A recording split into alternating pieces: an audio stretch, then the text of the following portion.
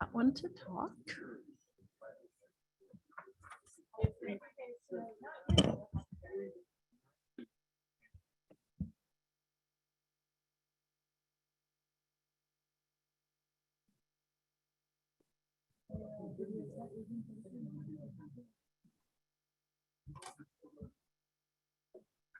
All right.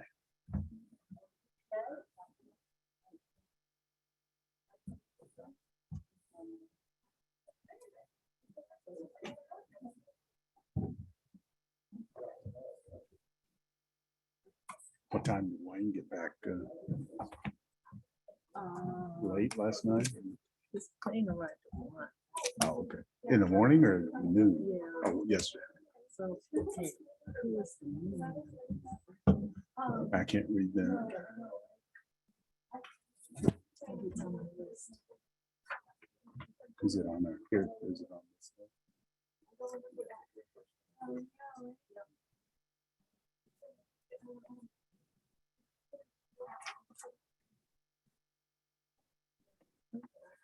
Yeah, so we got Roland's here. Roland is here. It's Oh, good. All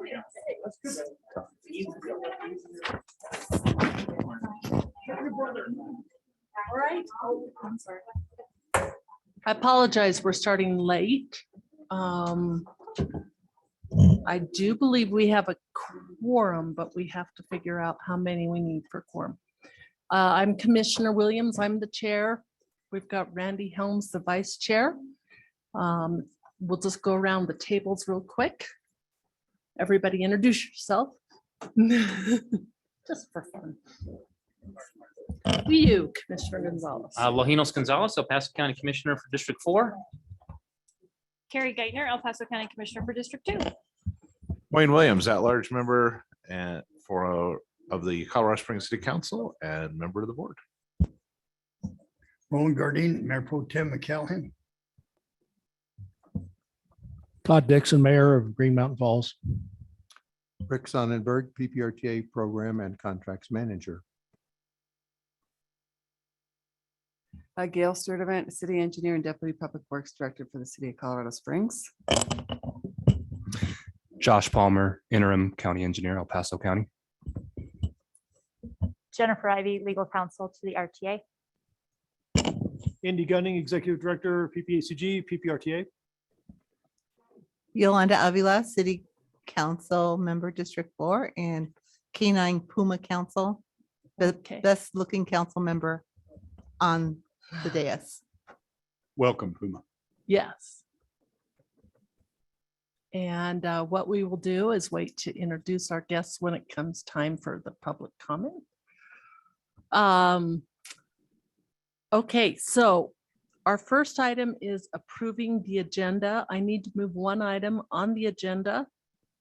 So we are asking to move item 7D, which is the Town of Green Mountain Falls contract and request to borrow from the Capital Reserve up to after 6A. So I would entertain a motion to approve the agenda with moving item number 7D up to after 6A. Motion so moved. Second. Okay. Motion by Director Helms and then by Director, I had it down. Thank you, Davis. I'm close, I'm getting there, I'm remembering. And all in favor, say aye. Aye. Okay, any opposed? Right.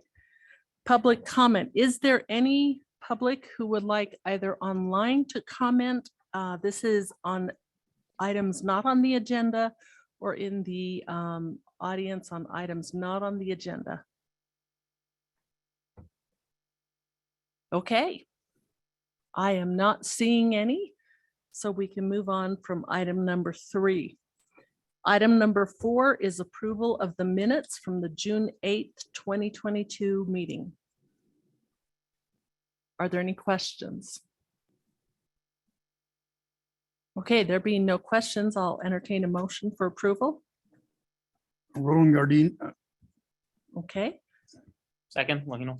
okay, we have a motion and a second. All in favor, say aye. Aye. Aye. Okay, those are approved. Number 5, Jim Godfrey, our Citizen Advisory Committee Monthly Report.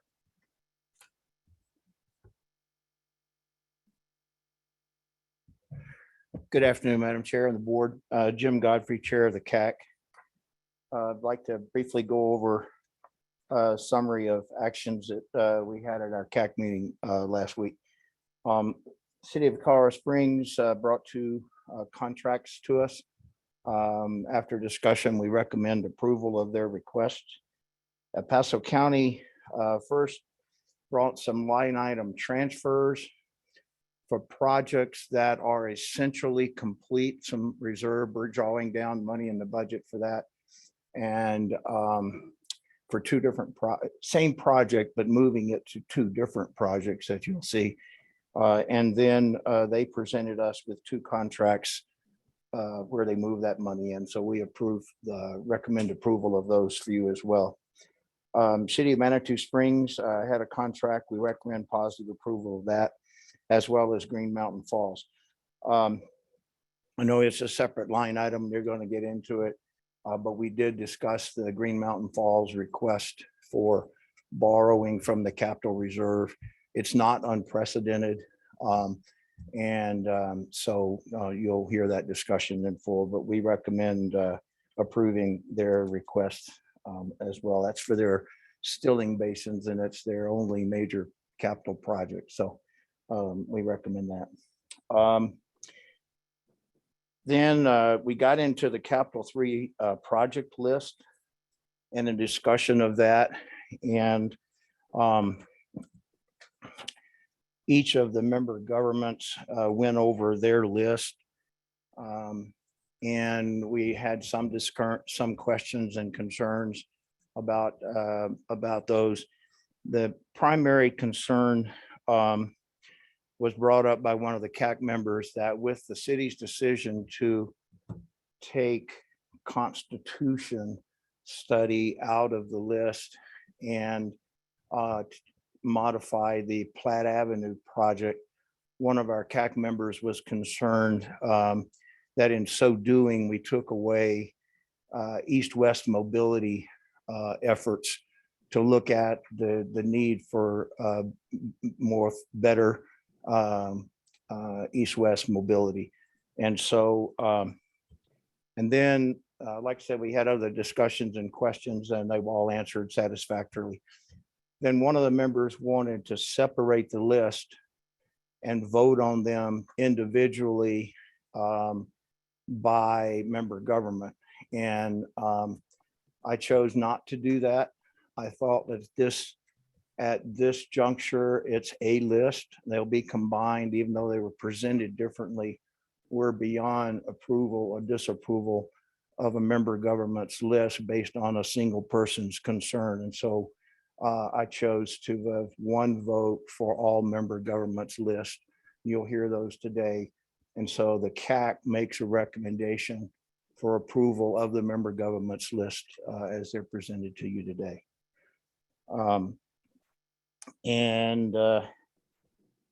Then we discussed, the city brought forward an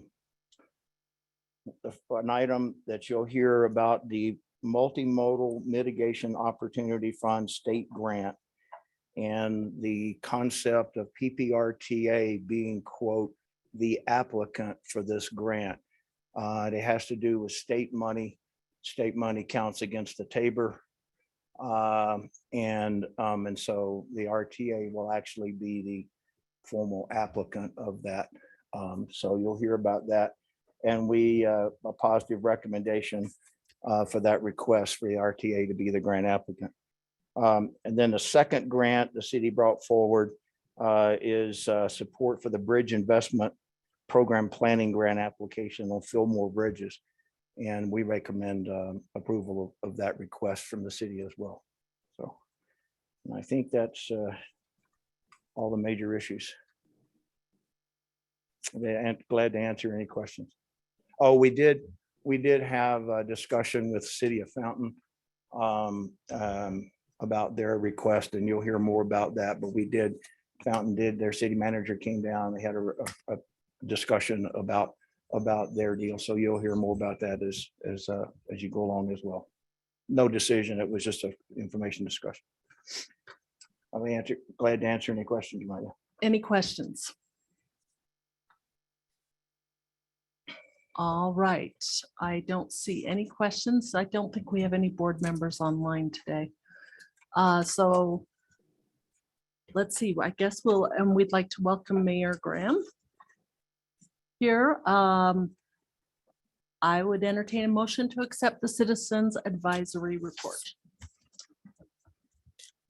This Wayne, so moved. Carrie Geithner, second. Okay, all in favor, say aye. Aye. Any opposed? Okay, that passes. Thank you.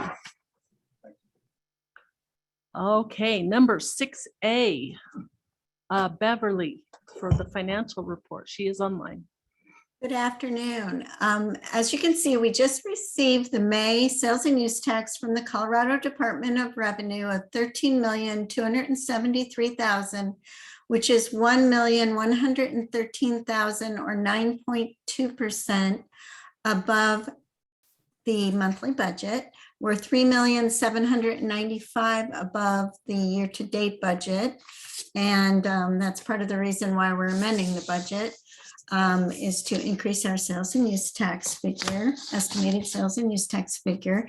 And on page 2, the comparison between last May, we're ahead of last May by $1,375,000 or 11.6%. And then the rest of the pages to the financial report are the revenue and expense summary. Does anyone have any questions? Good. Are there any questions?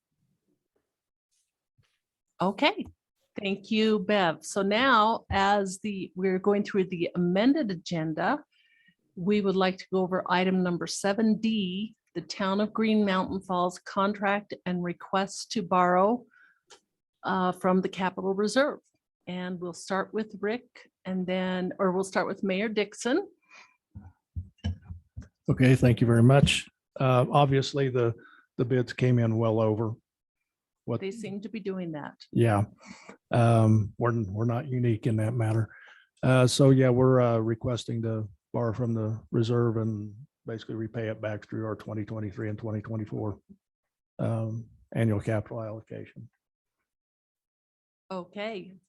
And this is something we have done in the past, so everybody is aware of that. Rick, did you have any comments? I see Becky Frank on. Madam Chair, do you want Becky to address the two contracts for this? project? Yes. Becky, would you like to address the two contracts? I'm happy to.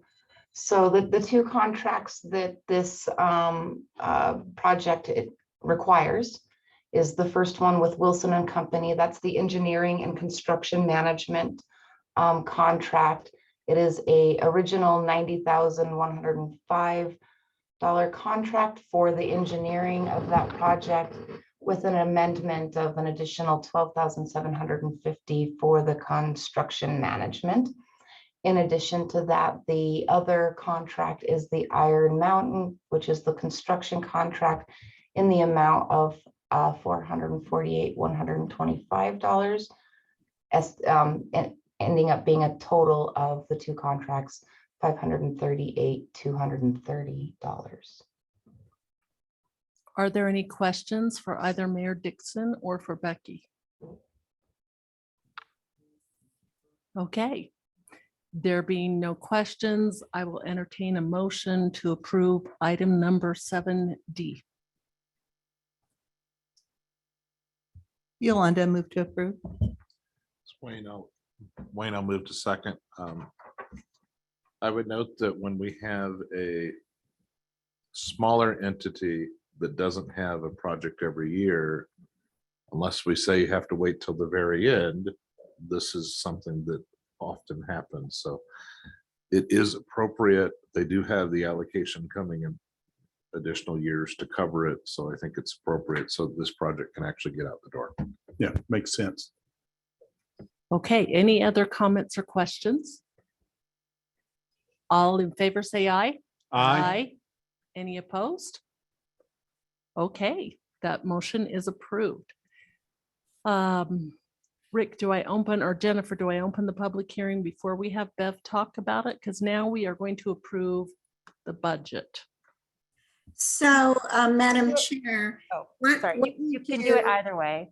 Okay, go ahead, Beverly. Yeah, I think it makes more sense to have Beverly introduce it and then open public comments so that everyone's heard her introduction. Okay, so item number 6B is the 2022 budget amendment. We're going to hear from Beverly and then we will open the public hearing. Okay, so the public hearing was set forth for today. It's been noticed in the newspaper. The amendment includes $6 million of additional estimated sales and use tax. We had our workshop last month and the board went over the details, and then just with Green Mountain Falls request to borrow the $250,000 from the board designated reserve. That's not the Tabor reserve, but the portion that's board designated. So that's appropriate. The Citizen Advisory Committee made a positive recommendation to the board to approve the budget. And the Pikes Peak RTA staff recommends that the board chair open the public hearing to receive public comments on the proposed amended budget, close the public hearing, and vote to approve the two resolutions, one to approve the budget and one to appropriate the funds. And that can just be one vote. Thank you. Okay, so thank you for the report. I appreciate it. We will now, are there any questions before I open the public hearing? Okay, we're going to go ahead and we'll open the public hearing for, sorry to wake everybody up, to open the public hearing for the 2022 budget amendment. Is there anyone in the audience or in the public who would like to speak to this, either online or in person today?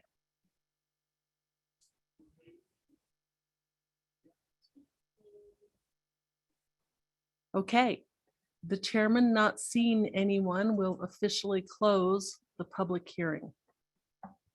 Mr. Williams. Madam Chair, I would move approval of the Pikes Peak RTA resolution to adopt the amended budget.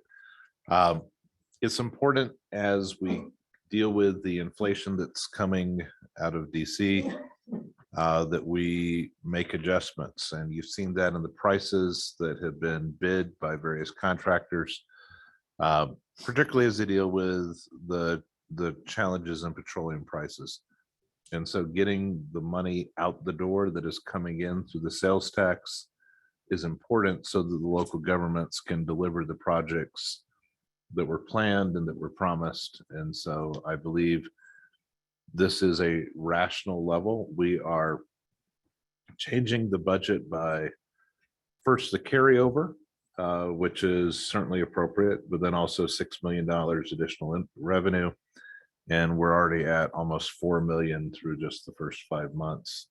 So I think that that's a rational projection to make. I would also say in terms of fiscal prudence that our reserves are very large. And so if there is something that takes place that changes, then we have the capacity to adjust to that. So I believe it's an appropriate level and move approval of the budget. So Ms. Ivy. Would you like to move approval of the budget and appropriation of the funds in one motion or separately? And actually the amended budget. I did say the. Okay, sorry. I do move approval of the, as I said, the resolution to adopt the amended budget and to appropriate the funds. So combine the two. Second. Okay, I will point out, I do have selective hearing when it comes to Director Williams. So, all right. So noted. Are there any questions? No, I've got a comment. So Yes. just, I wanted to also reiterate the need. It makes a lot of sense to do this, get the money out. As we saw, with the good news and the 9.2% increase year over year, understand that inflation was at 9.1. So those dollars are much needed to make sure that we're covering the increased costs of the construction and repairs that are needed for our infrastructure and our roads. Thank you. Any other comments, Director Helms? None for me. Okay. All right, there is a motion on the floor and a second. All in favor, say aye. Aye. Any opposed? Okay, that passes unanimously. So Beverly, we've got your amended budget and appropriation complete. Thank you so much. Okay, we will move on to item 7A, the City of Colorado Springs contracts. Good afternoon, Madam Chair, members of the board. Gail Sturtevant, City Engineer and Deputy Public Works Director for Colorado Springs. I'm going to be presenting 2 contracts for your consideration, and then after you vote on that, Madam Chair, if I could have a moment to inform you about some emergency bridge repair contracts that will be a little bit out of cycle, but I want to make sure the board's informed with what's going on there. Okay. City's first contract is for the Hancock Expressway multi-use path to be used for design services. There is a map included with your packet. This would install a multi-use path from the Sand Creek Trail connection to Academy Boulevard along Hancock Boulevard. The city did go through an informal RFP process with 3 proposals were received. The selected engineering firm was Stantec, and the contract value is $315,785. We're proposing that this contract be funded by the Roadway Safety and Traffic Operation Fund program. And we did want to point out that there is a total of $1,008,000 in multimodal transportation and mitigation option funds. They're also going to be applied for this project, but we do foresee a shortfall. I feel like this is the best way to approach the overall funding for that contract. Questions on that? Any item? questions? Okay. All right, the city's second contract is for the Academy Boulevard reconstruction projects. As you recall, we've broken that into 2 phases. We've got the north segment, which is Bijou Airport Road, and the south segment, which is from Fountain Boulevard to Milton Proby Parkway. The city proceeded with bidding both those contracts together since it makes sense to have one contractor working in that area as possible. We did receive bids. 3 bidders responded. The total lowest bid was $59,497,800 to Ames Construction. As noted in the memorandum that was provided to you, that is 33.3% over the engineer's estimate of probable construction costs. I will point out, though, that a bulk of the cost actually impacted more of the significant utility work that needs to happen in that corridor, more so than it did the transportation elements. And because our cost escalation on those 2 items for the north segment was 12%, and for the south segment was 26.7%. Utilities did take a big hit, and they are going to be covering those costs. I will also mention to fulfill our funding obligations, we are programming another $5.8 million in 2024 to complement the funds needed to complete the work on this project. There is one more contract that we anticipate, and it could go upwards to $2.5 million for the rest of the construction management services. But we feel like that 5.8 covers that in our overall programmatic planning, and still gives us about $900,000 in contingency in that overall group of projects. I'm available for questions on those 2 contracts. Are there any questions? Okay, and now, do you want us to approve this motion and then go to your emergency bridge? I think that would be appropriate so we don't mix the 2 items. Okay, I'll entertain a motion to approve this item. Yolanda, did you want to make the motion since it's your district? Sure. Yolanda Avila, I move to approve. We're really excited been waiting for that groundbreaking for a long time. Yes, and they're doing utility work out there right now as we speak. I'm just really excited, and then I'm not excited about all the phone calls I'm gonna get too. Me. And this is Wade. I will second the motion and say there are realities of escalating costs, and that's one of the reasons why we just did an expanded budget, because we recognize that. Okay, any more questions? Okay, all in favor, say aye. Aye. Any opposed? Okay, that passes unanimously. All right, Gail, go ahead. All right. I did mention to the PPRTA CAC last week that we did discover some issues on the Circle Drive bridges, which are out for bid right now. We expect those bids to close on August 2nd.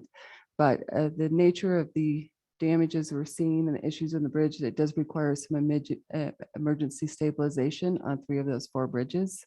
As we are going through and look at the contracts, it looks like it's going to be over our task order limit, which is $750,000. Don't have the exact cost yet. The range we're getting in order of magnitude is for between 1.3 and $2 million. We do need to address this immediately. I do have the ability to do the initial work under a task order for $750,000 to keep this work progressing and then bring a full contract back next month, or issue 2 separate task orders and provide you an update next month. But I wanted to make sure you were informed, 1, about the issue, and 2, we are pushing up about on our spending authority without coming back for board approval. But with the nature of these emergency repairs, we feel like it's imperative that we move forward and just inform you with what's going on today. And Well, it is emergency, I'm sorry, it's bridge maintenance funds that are going to be covering this. Okay, since it is an emergency item, you said it could run up to how much? Our contract authority is $750,000 with bridge maintenance funding without coming back to the board approval. Okay, and you think this could run up to $2 million? On the high end, that's our estimate right now as we're Okay. getting into the details, yes. Go ahead, Director Williams. So do you need a specific motion here? Is that what you're asking for, Gail? And what is the motion you're asking for? I'm not if you want to give me a different direction, I'm proposing that we use our available task order limits and likely break it into 2 task orders, 1 to get the work going immediately, and then following up because we really need the work done before we reconvene on August 10th. And if allowed, if I could just bring a report on the results of the total cost of that maintenance activity. If you feel differently about that, I would just like some direction on how you'd like me to handle that. I might go ahead and do an emergency motion. But what would you do? Councilmember Williams. I could propose that you authorize us to contract up to $2 million with Wildcat Construction Company to complete the emergency repairs necessary on Circle Drive bridges. Jennifer, is this on the agenda? Okay, so I think given the absence of it being on the agenda, I'm uncomfortable. When there is another way of doing it that meets the requirements, I'd So- rather go. Sorry. Well, go ahead. So Sorry. the agenda item, we're on 7A, correct? Mhm.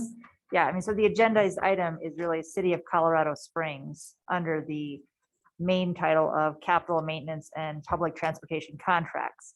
The packet doesn't include any reference to this, but the agenda item is very vague. So I think it would be, you can appropriately take action on this. There wasn't any information in the packet related to this. Okay.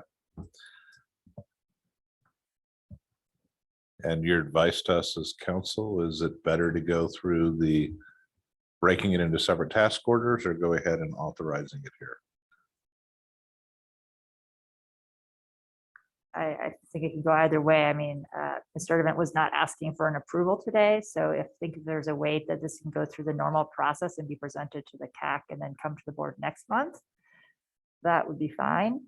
If she's asking for emergency approval today, I think it's covered by the agenda item. So I think that we could be covered either way. I think the cleanest would for us just to put it in our change order log or the task order log next month and provide an update to the CAC and board, as long as that it's acceptable. I just wanted to make sure that it didn't look like we were trying to go around the rules, and just inform me with what's going on.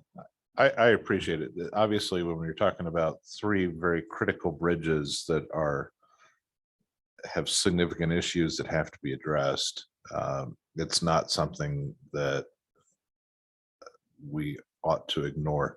And I'm fully supportive of working with task orders for those. But if my colleagues want something else, I'm certainly willing to listen to that. Yeah, I am fine with working with the task orders and the change orders until next month. I think it's the Emergency Bridge Repair Fund for a reason. So we'll just know that next month we're going to see that coming through.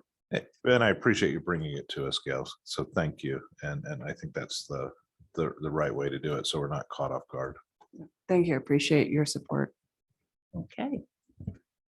All right, so we can move on to item 7B, El Paso County capital projects, lines and transfers. Mr. Palmer. Good afternoon. So we have two requests for line item transfers, both from the recently completed McLaughlin Roundabout project. So there's a total of $745,816.41 remaining in the budget for the roundabout project, and we're requesting $495,816.41 be transferred via line item transfer to the New Meridian Falcon Park and Ride US 24 project, just to the south of the roundabout. This will help us. Again, we're on the Wood Yarn line there, about to finish up that project, and these additional funds will help us clean up some punch list items, address some sidewalk repairs, some safety improvements, ADA enhancements.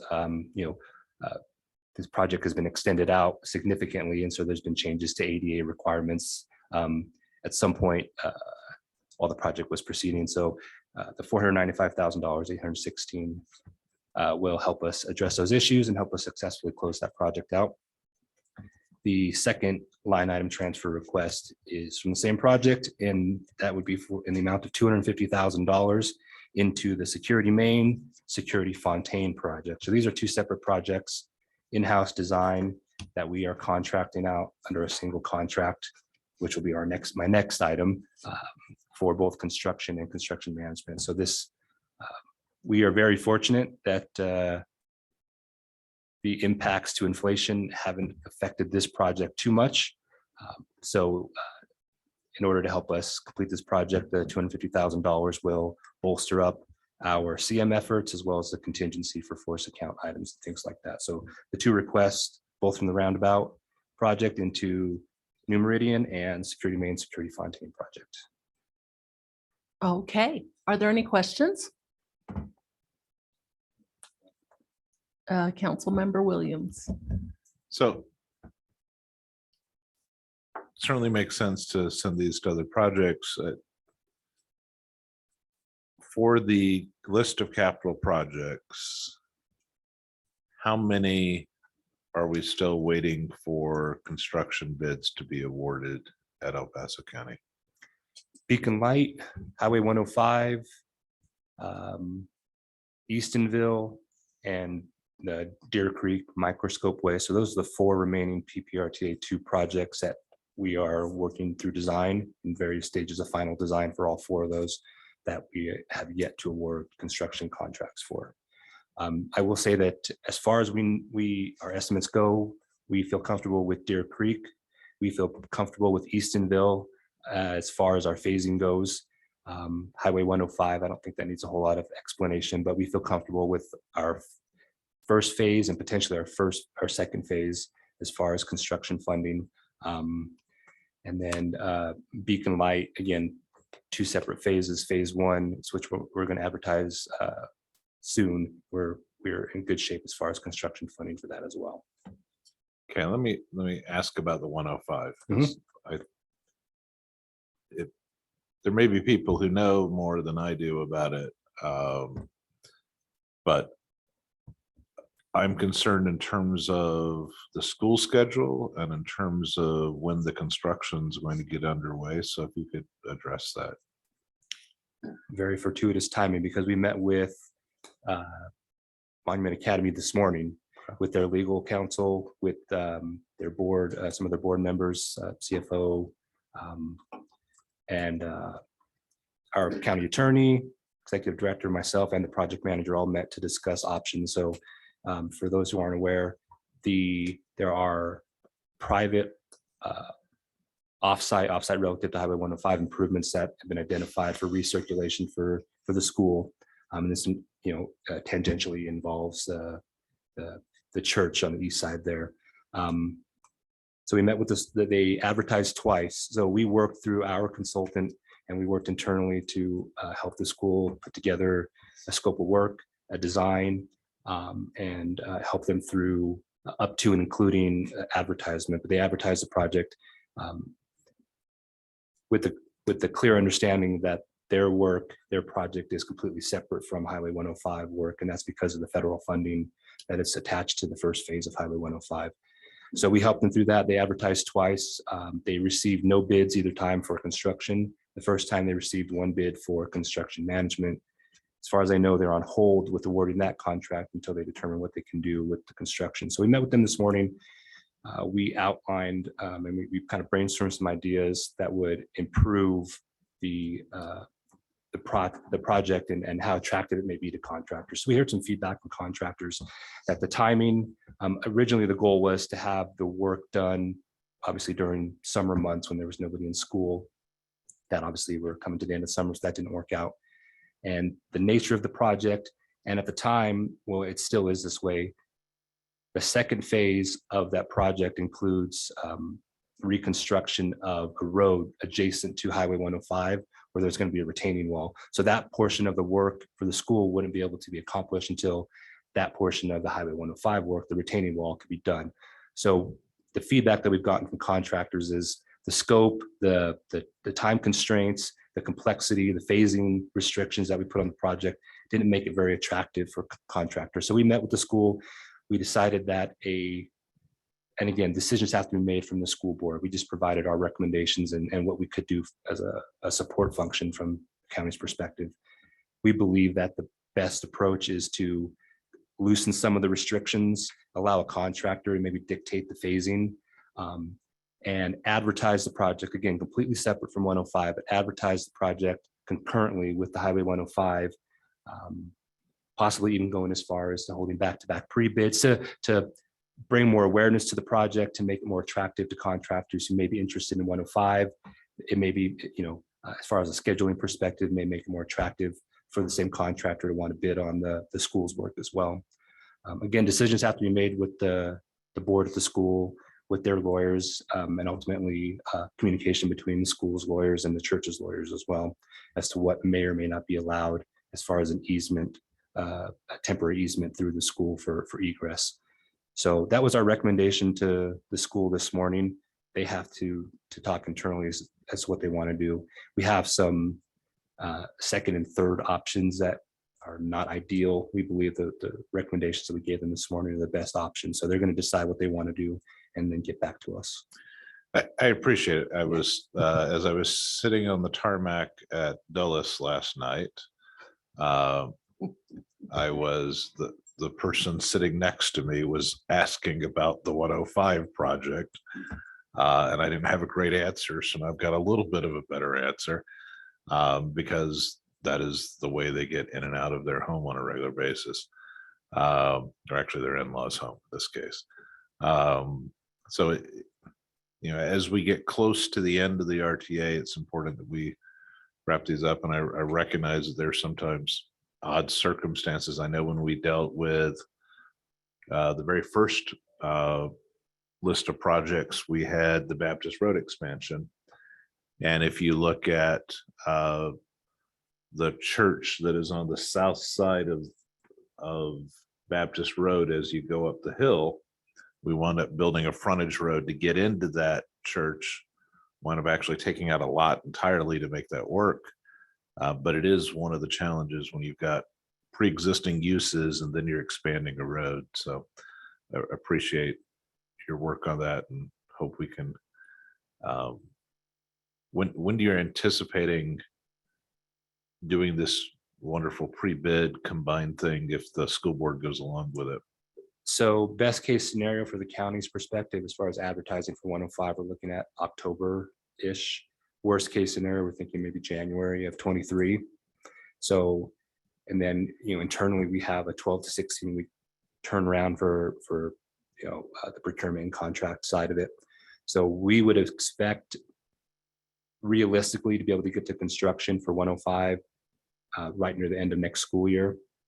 And we would, whatever we're able to do for advertisement for 105, if the school does decide to follow that recommendation and advertise, they would advertise at the same time.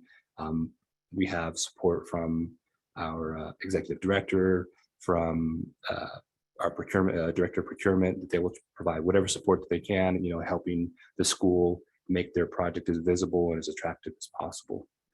I appreciate it. Just as we get ready to go to a ballot issue, the more progress we can show as people are evaluating it, I think the better situation. And I believe, and I'm not going to speak for the school, but I believe that there are interim options that may include. So the method with the school advertised was they used the Fountain Valley News, which is kind of a typical mechanism for advertising projects. And then, most agencies use BidNet, which is a national solicitation software program, web-based program. I believe what the school did is they advertised the project in Fountain Valley News, and then they use the school's website, not even the school district, but their personal website for bid packages. So I believe they are looking at options to maybe utilize our procurement resources to advertise again, and like you mentioned, to show progress. Not that they just want to sit on it until April of next year. They're going to continue to try to show progress while they are, with the idea that they have this in their back pocket, which would be waiting until Highway 105. So again, I don't want to speak for the school, but they are entertaining different avenues to show progress in the meantime. Okay, thank you very much. Yeah. Appreciate it. Okay, any additional questions? All right, there being no further questions, I will take a motion to approve item 6B, the El Paso County Capital Projects line item transfers. Move to approve item 7B. 7B, sorry. Okay, there's a motion and a second. All in favor, say aye. Aye. Any opposed? Okay, thank you. On item number 7C, El Paso County, Josh Palmer. Do we do also? Oh. No, you haven't done 7C yet, have we? Or did you talk about that? No. It's in line with 7B, which is the line item transfers, because 7C is the request for approval to award contracts for the security main, security fontaine projects in the amount. So we initially have again, very good estimate, considering it goes back about 10 years, 1.25 for the security fontaine project and $750,000 for security main, for a total of $2 million for the entire project. To date, we've spent just under $47,000, again, an internal design, but $47,000 expended to date, mostly for property acquisition and design support from the railroad, which has property going right through both of these projects. Okay, we better go ahead and approve that one too, just in case. So I'll entertain a motion for item 7C. Roland Gardine makes the motion. Okay. All right, we have a motion and a second. All in favor, say aye. Aye. Aye. Okay. All right, any opposed? Okay, that passes. We have already done item 7D, so now we'll go to item 8A. Mr. Vituli. Good afternoon, Brian Vituli. I'm the planning planning supervisor with the city of Colorado Springs, Mountain Metro Transit. And I'll be presenting your monthly transit report. But first, I just wanted to introduce you all to Lan Rao. She's our business administrator, and she is now our acting manager for the Transit Services Division. She's taking over for Craig Blewett, who retired last month. So Lan has been with Transit for 15 years or so, and is very familiar with the PPRTA and well-versed in RTA speak. So we're glad to have her. And for We should have her come up to the front. she said she's okay with just waving from the audience. Okay, So- we'll take the wave, Lan, but just remember, I won't remember your name every month, so you'll have to give it 4 months. So, And for the monthly transit report for our local fixed route service, for the month of May, we provided a little over 177,000 trips for the month.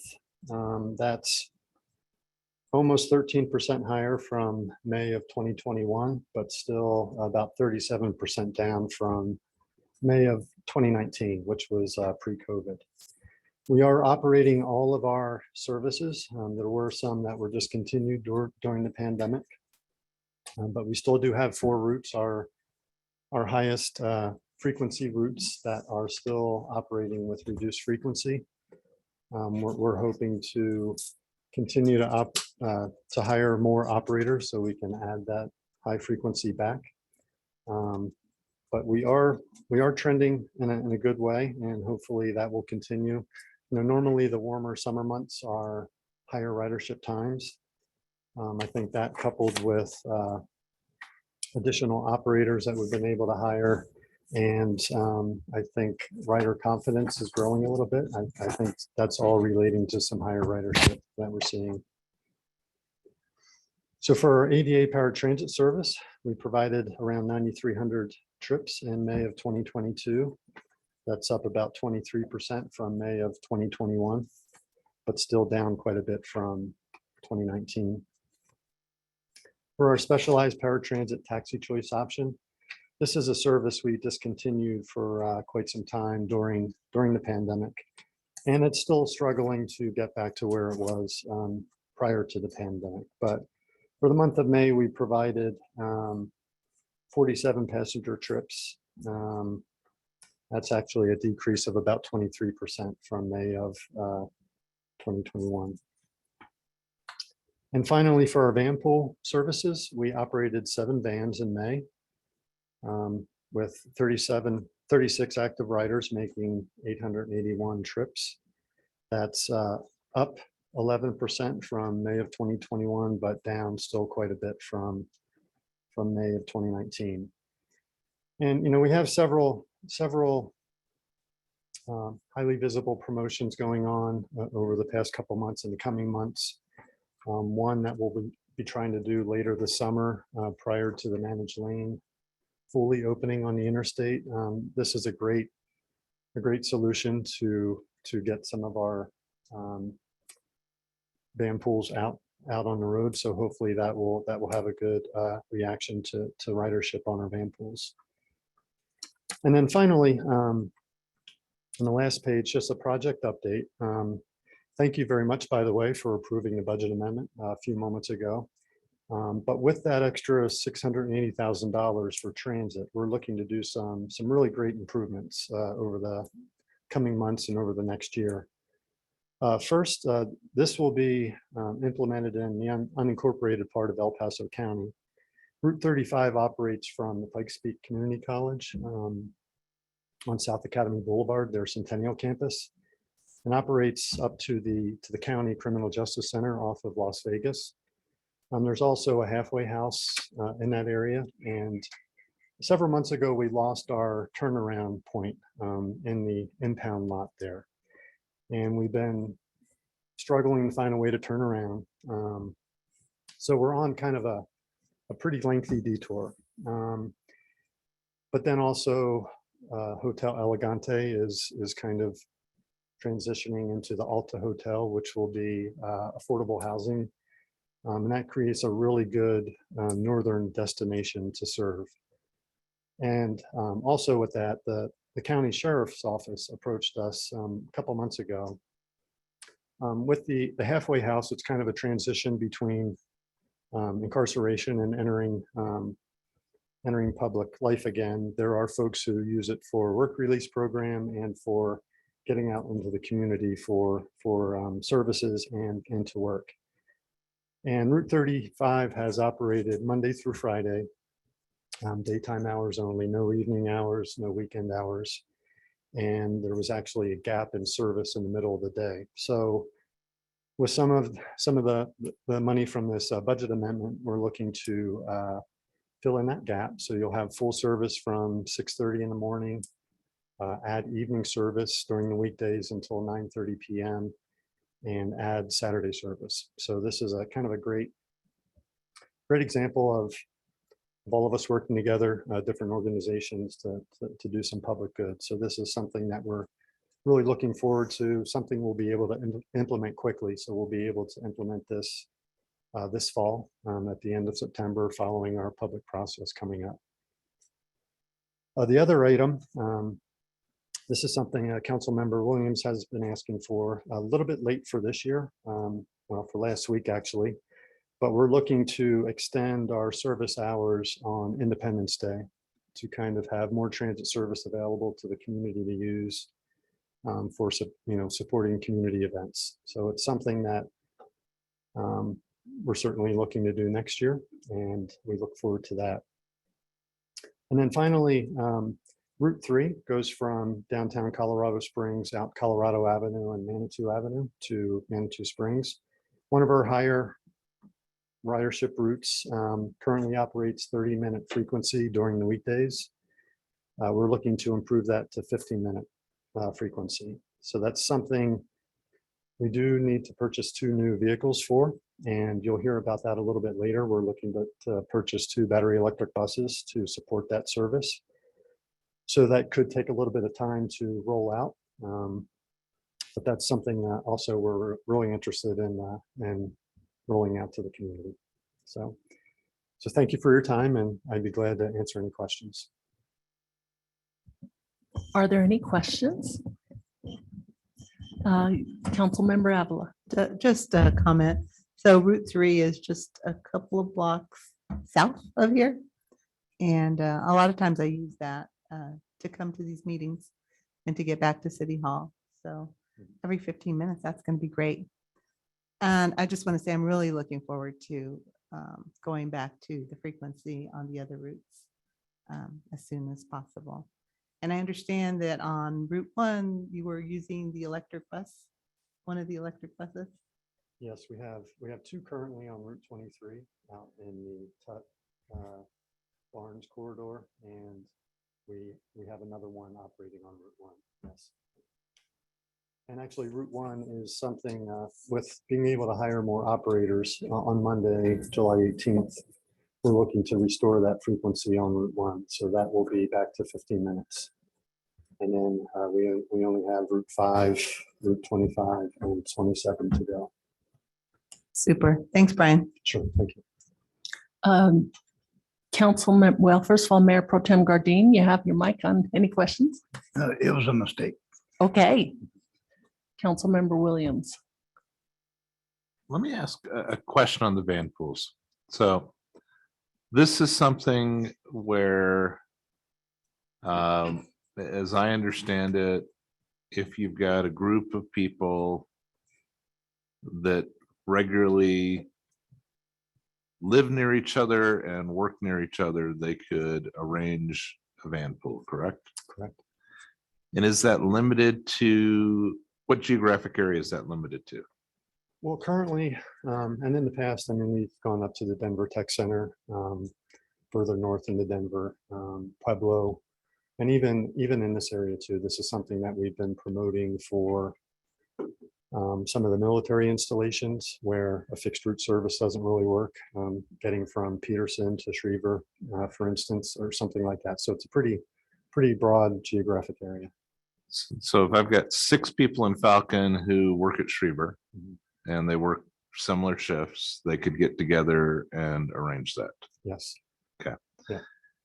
And is that also available for special events?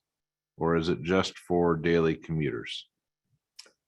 Generally, it works better for consistent commuters. It's kind of hard. We have matching software, and we have folks that can help with matching and forming those carpools, but it is something that works better for more consistent commutes, where you have a commitment from 6 people to continue to do this. Because once you drop below a certain threshold, the van pools tend to die out and we lose them. But special events, it's kind of hard to do. We do have we do have a carpool matching service also. That's part of this travel demand management program. So that could be something that could be better suited for a carpool matching. So, and I'm asking this because I am looking on the website, so I'm just. So you'll keep me in check. Well, so let's say that all the board decides it would be great to go to a Rockies game. And so we want to meet at the Woodman Park and Ride. And there's 10 of us. And go to a Rockies game and then come back. Mm-hmm. Is that something for which the van pool can be used? Before I give a solid answer, I can look into that Okay. because we do have vans at the ready. We do have enough capacity. And I'm not sure how that fits into our regulations because the PPACG used to get congestion mitigation and air quality funds for many years. And now that our air is cleaner, we're not getting those funds. And that's where this Metro Rides van pool program was funded from. And I'm not sure what the regulations say, but we can certainly look into that. Yeah, I was just wondering because, obviously if we're looking at trying to address traffic issues, to the extent we get people to ride together, that's better and certainly might be more efficient than 8 different people driving up to a Rockies game. And I don't know. I mean, I know that sometimes Mustang has had things around a Broncos game or things like that, but it's just something I was wondering since the assets there and the capability is there. But I don't need an answer immediately, but just if you can look at that and then if it is something that would help us in terms of congestion mitigation and air quality, then we ought to look at it, but I don't know what the rules are. And I would note that yes, I remember those days when we used to get CMAQ grants, but because our air is clean here now, we don't get that money, and instead it goes to Denver that sucks it up. So it's just my comment. Thank you. Okay, Mayor Pro Tem Gardine. Yes, sir. For instance, like the town of Callahan, we have the pantry and we have the library. And they could be focal points, man, where we could have people leave with a van pool to come to Colorado Springs if we get a bunch of people together. Is that something we can do there? Yeah, so, there are a couple options. One, we're going to check into what Councilmember Williams just said, where you could do that for special events or maybe one day a week or something like that. We'll check into that. But certainly if it's a daily trip for your folks from Callahan to Colorado Springs and it's consistent, that's kind of what the van pool program is set up for. So is it a rigid route? Okay, like you have the destination and arrival at one specific spot, or can they expand that? Well, it can be. The van pools generally, there are several park and rides in the area here: Tejon, Nevada Park and Ride, Woodland Park and Ride, Monument. So folks can congregate there and sometimes even leave the van pool there overnight. And so they can meet from that location and go to wherever they're going and then come back to that. So there's a couple ways to handle that. Okay, thank you. Sure. Okay, excellent discussion. We appreciate the report. Thank you. Because of the length of our next item, I'm going to, we'll have a 10-minute break for comfort break. Thank you. Recess, not a break. We're recessing. I'll hit the gavel. Ready to go if everybody could be seated.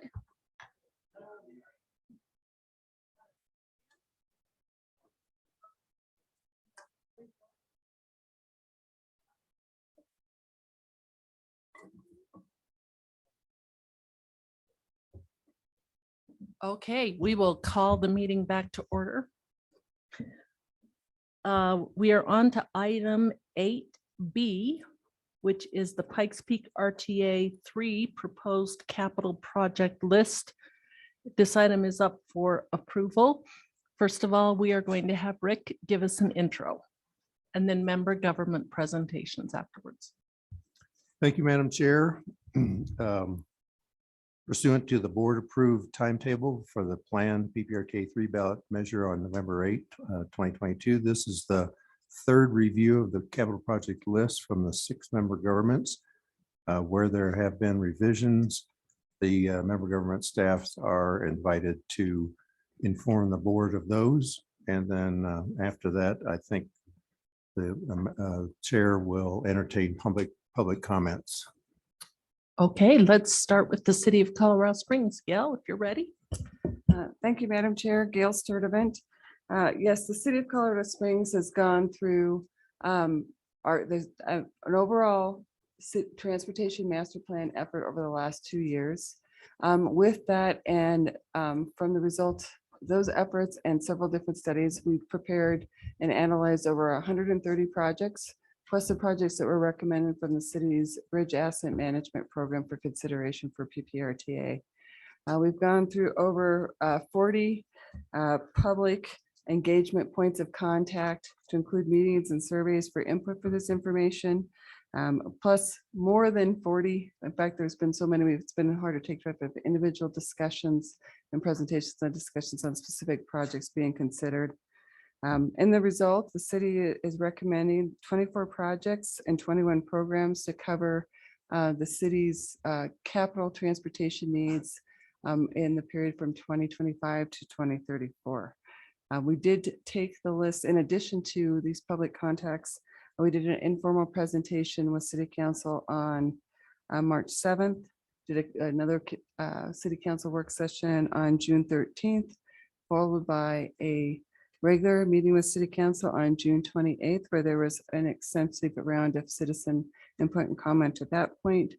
And they have given us informal endorsement of the list as presented in your packets, and I am available for questions.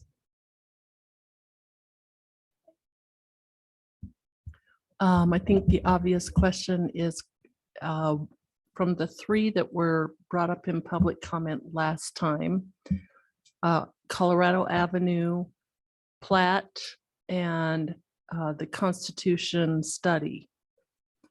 Are all 3 of those still included or were 2 removed? So the Constitution Avenue a feasibility study, which had been proposed initially as an A list, and the Constitution Avenue engineering services, which had been on the B list, both have been removed from the city's list. Originally, the first drafts that you've seen for Platt Avenue had the Platt and Boulder improvements project that ran from Wasatch to Circle. The and Boulder portion has been removed, so the Platt Avenue improvements are still anticipated to run from Wasatch to Circle Drive and focusing on 4 bridge replacements in proximity to the Shooks Run area and intersection improvements at the Union intersection. I will mention just from other public comment that you have not heard, but we've heard through our city council and other inquiries is what does that look like when those bridge replacements for that project? And the reality is, once that project starts, there would be an extensive public engagement round of discussions that would happen. Because right now, 3 of those 4 bridges do go over Platt Avenue. If you know the dip, you kind of go underneath the old railroad bridge. And then one goes over Shooks Run. Is where some of the questions have come up. Are you going to replace them as is? Or are you going to be filling that area in? And that is currently unknown. But we do need to address the bridges on that area, as 3 of the 4 do have some critical issues, and they are identified in our short-term capital program. The last one I'll mention is Colorado Avenue. Right now on our list, we do still have Colorado Avenue from 21st to 28th Street for improvements. There's been a lot of question on what does that entail. There really needs to be more in-depth engagement on what that looks like. One of the studies that have come up with Midland Corridor Study, they are recommending looking at a 3-lane section. There's also some concerns about traffic volumes in that area, whether or not it needs to stay at the 4-lane road section as it is today. Upon initiation of that project, additional alternative analysis for that segment would be conducted as portion of that project, but it is still on the city's A list. Okay. Any questions? Commissioner Gonzalez. Thank you.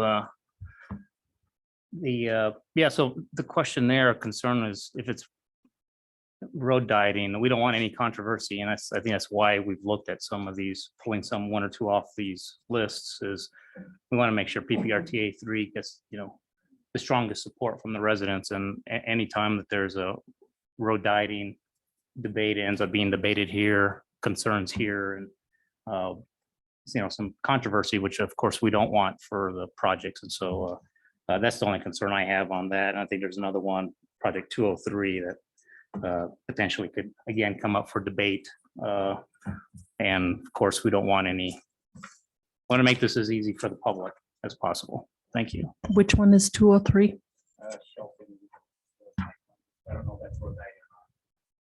Okay, the Shelton Road bike lanes. Okay. It depends on how you define road dieting. So I would say on the bike lanes in a Pikes Peak Area Council of Governments hat, it is what the state is encouraging us to do on many of these roads. And I think we get greenhouse gas credits for them. But without reducing capacity on that roadway as well. So I think a road dieting typically means you're taking away lane capacity and then repurposing that to bike lanes or something else. So I don't know if that, in that context, if that fits in with any of the city projects or not. But we're trying to not do additional road dieting through our planning through PPACG at this point. Okay. Any additional questions, Yolanda? I'm just saying I haven't heard any complaints or any talking about bike lanes on Shelton. I mean, there's already a lot of them on there, but I don't know exactly where it was, but I haven't heard anything. I have heard a lot about Colorado Avenue, where constituents seem to want us to do the work and that stay on PPRTA. And of course, Constitution, a lot of people wanted us to pull that off. Okay, Councilmember Williams, did you have a comment? Well, to follow up on Councilmember Avila's comment, and ask Gail the question so what is contemplated in the Shelton? I'm actually consulting my transportation experts, but as my understanding is there are several, as Councilor Director Avila mentioned, there are already bike lanes on Shelton. This is actually filling in a missing gap where we don't have bike lanes. They are confirming whether or not it's repurposing existing lanes or just reutilizing additional pavement in that area. I don't know the answer to that off the top of my head. But Todd does. Todd can speak in a mic. I'm okay with that. I mean, we let him speak at city council. We can probably let him speak here. Todd. I do appreciate it. Todd Frisbee, city traffic engineer for Colorado Springs. That is, yes, this is to fill a gap, but it does not include a road diet. Okay. Okay. Thank you for the clarification. And I would note that in response to input at our last meeting here at PPRTA, we asked the city to have some process, and they did. And I appreciate the work that Gail and Travis and others did to have that. So that we had work session, we had public session. And so we did, and that did result in a few changes. And it doesn't necessarily mean that those projects will never be done. But what it did mean is that we made some changes on the project list for Pikes Peak RTA. And because we want things that do have broad support. And so there were concerns about a couple of those. And so the city made adjustments to those and was able to address some other transportation need that existed.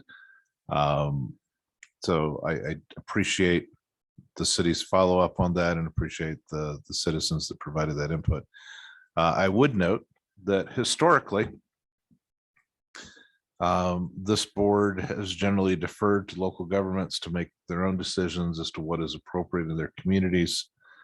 And so it is appropriate to ask questions, sometimes like, does this road go anywhere? Which was one of our discussions we had. And so I'm not saying that we shouldn't ask questions, but I would be wary if this board wanted to start telling each jurisdiction what roads they can build and which roads they can't. So just my slight comment there. Thanks. Okay, Commissioner Geithner.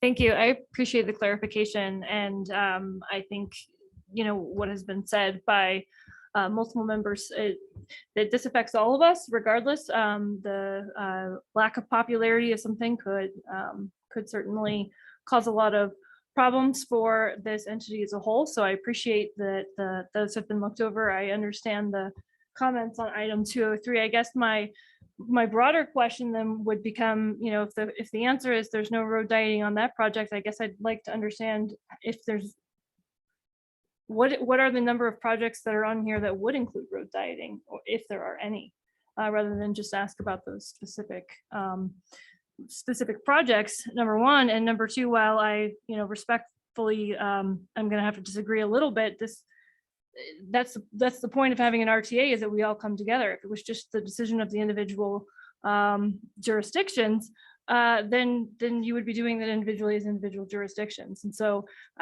while I agree that there's a great deal of deference that should be paid to those comments from the individual jurisdictions, I'm asked to vote on the totality, not on just my El Paso County projects. And so I have accountability to the voters for everything that I vote on here at any point. So while I understand that we certainly want to respect that those individuals represent those areas, and they were certainly placed there by the voters, and I do respect that. At the same point, I think we need to understand that this is a group project, so we can't all go to our respective corners and to that degree. And if I'm going to vote for something, I need to be able to feel confident that what I'm putting forward to the voters as a whole is something that I can stand behind. So I respectfully have to just disagree that I think that it's all appropriate for us to discuss. Gail, do you need a minute to pull together a list? I did a search on the list and on our project descriptions. I don't have any projects that are identified specifically for road diets or lane reductions. Not to say that a couple of them may not be considering those when they go through the alternatives analysis specific to those individual projects. Yeah, if I can clarify, a lot of times, when we're talking about a project that may be a dozen years away, we go through a robust public process where we seek the input from folks. I know at least one of the alternatives on Colorado involves changing from 4 lanes to 3 lanes, with addressing some parking issues and some safety issues along that way. So it's not out of the question. But it's not specifically planned as a road diet. It is planned as a corridor improvements, and we will see what the public says and go from there.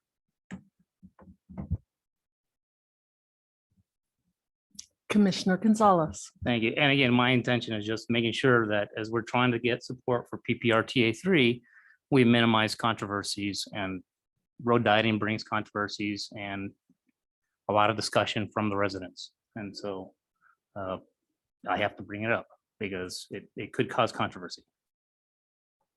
Okay. I appreciate those comments very much. Are we ready to move to El Paso County's list? All right, Mr. Palmer.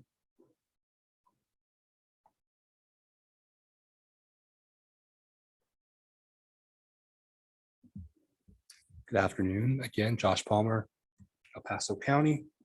So our list hasn't changed a whole lot since our last board meeting. We've been grateful for the support that we've gotten and for the feedback that we've received. And this is an effort that goes back at least October of last year, with as far as identifying projects, getting input from CAC and HAC and our board. Really, the only changes that have been, they've been, minor administrative changes, changing the name of Stapleton Briargate Stapleton to Stapleton Briargate, a preferential change. We do have 4 programs, 15 projects. We did formally include the Woodman Road project. And as you can see on our list here, they're listed in alphabetical order. So it's not an order of priority or preference at all. It's just alphabetical. So we did formally include Woodman Road and Eastonville Road, 2 projects that initially been listed on the B list or the AB list, 2 projects that were on the cusp. And based on the recommendation of the HAC and the CAC and the approval of this board and our Board of County Commissioners to increase the planning budget from 75% to 83%. So this allowed us to include Woodman Road and Eastonville on the A list. So that's the other slight change in our list today. Other than that, the list remains the same. Fortunately for us, we've gotten all the input I think is out there. Although I'll be willing to answer any other questions or entertain any other input that may be out there. Councilmember Williams. How much traffic does Old Stage Road have on it? Not much. Well, I guess it's a relative question, right? Relative to the rest of the roads on our project list, not much. Relative to the capacity and the condition of the road, it's a lot. I mean, it's increasing. So what's the traffic count? I don't have an answer for you. I can get that answer for you. I don't recall off the top of my head. There you go. What?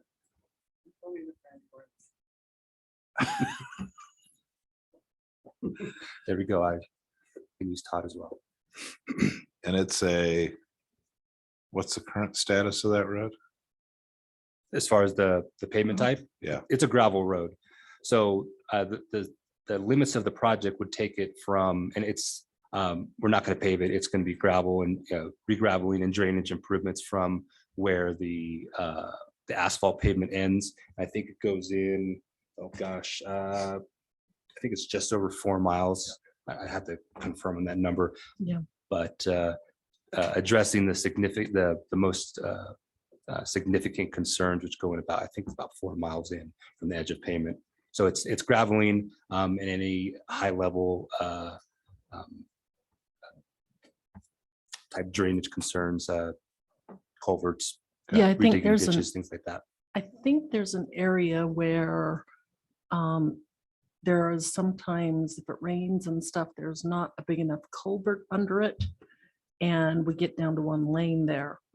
There, as I recall, that was the concern behind there was when we really need culvert work under there. Oh yeah, and we've Swells, identified pretty much anything. every culvert that exists is either undersized or damaged.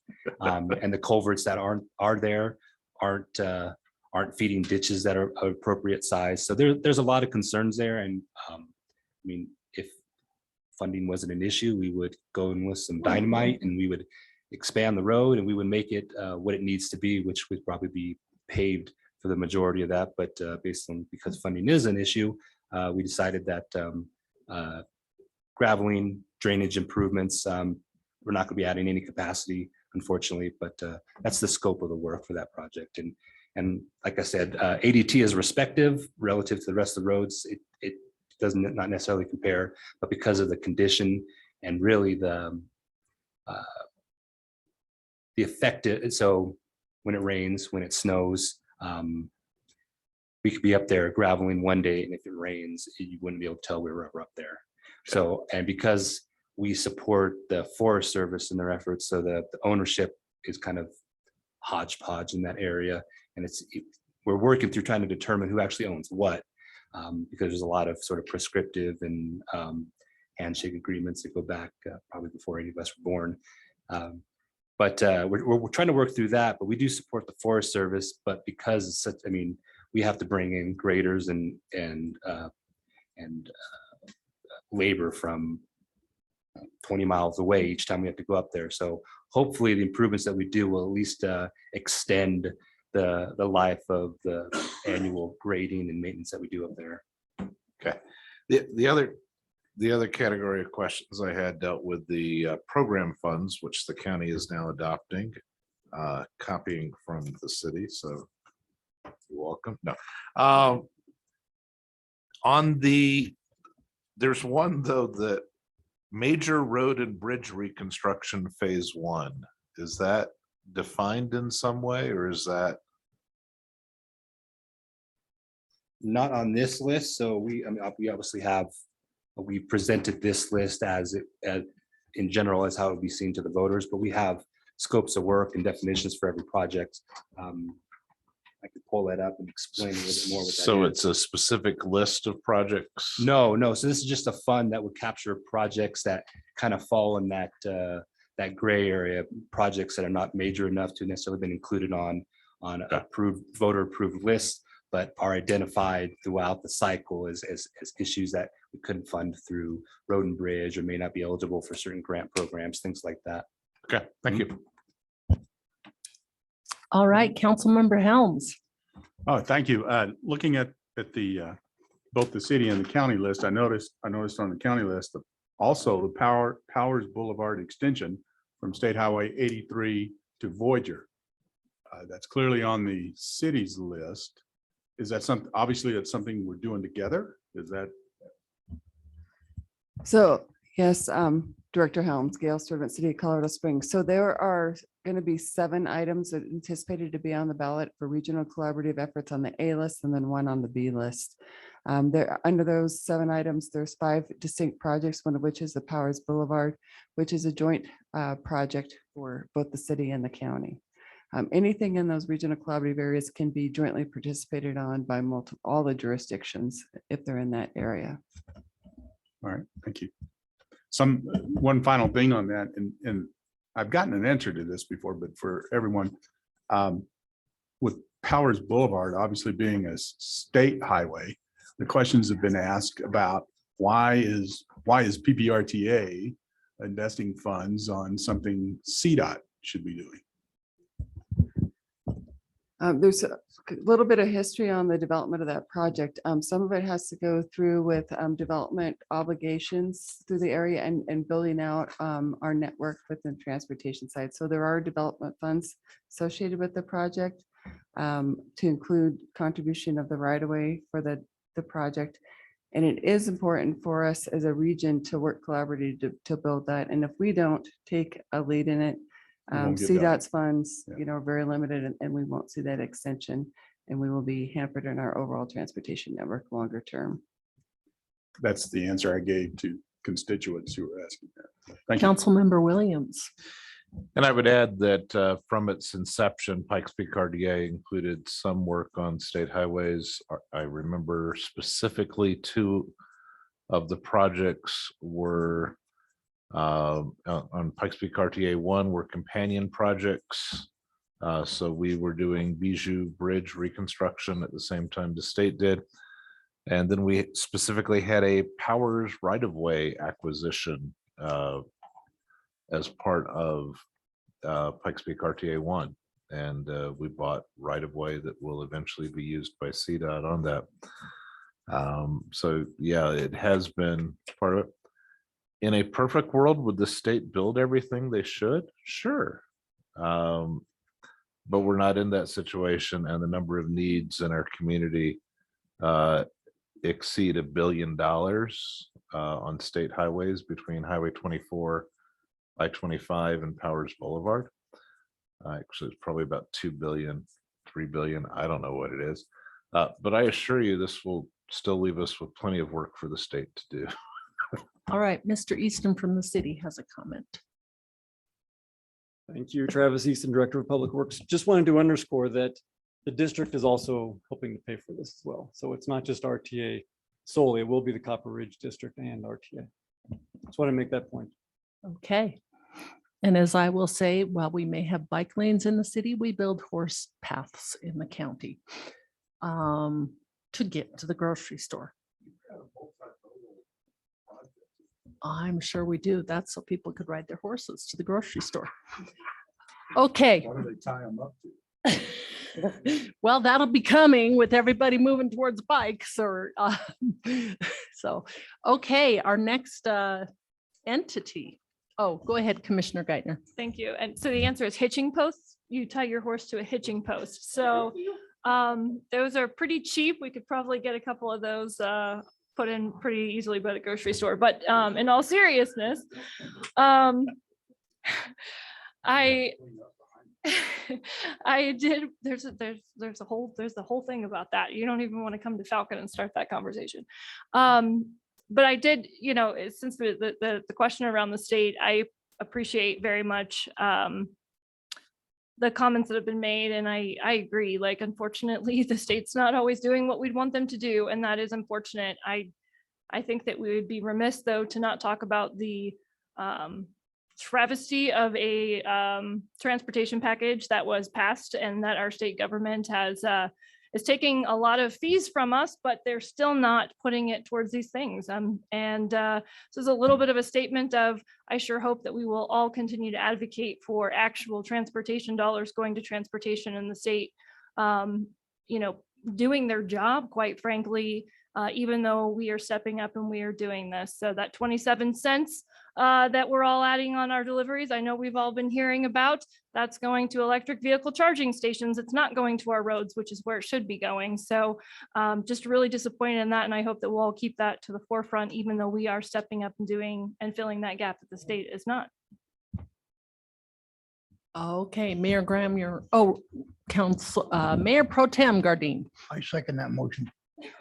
Yeah, and Mayor Graham, you're almost on deck for your projects. I will say that when we had the electric presentation at STAC, the Statewide Transportation Advisory Committee, the only road in El Paso County slated for electric car pumps was actually I-25, not Highway 24 at all. And so that was a problem that we immediately noticed for Pikes Peak Area Council of Governments. So Mayor Graham, you want to steal a mic there?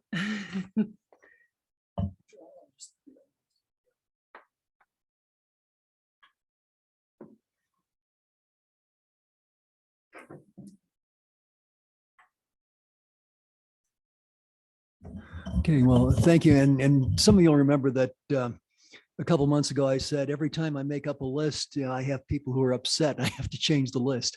That said, and I know none of you can identify with that.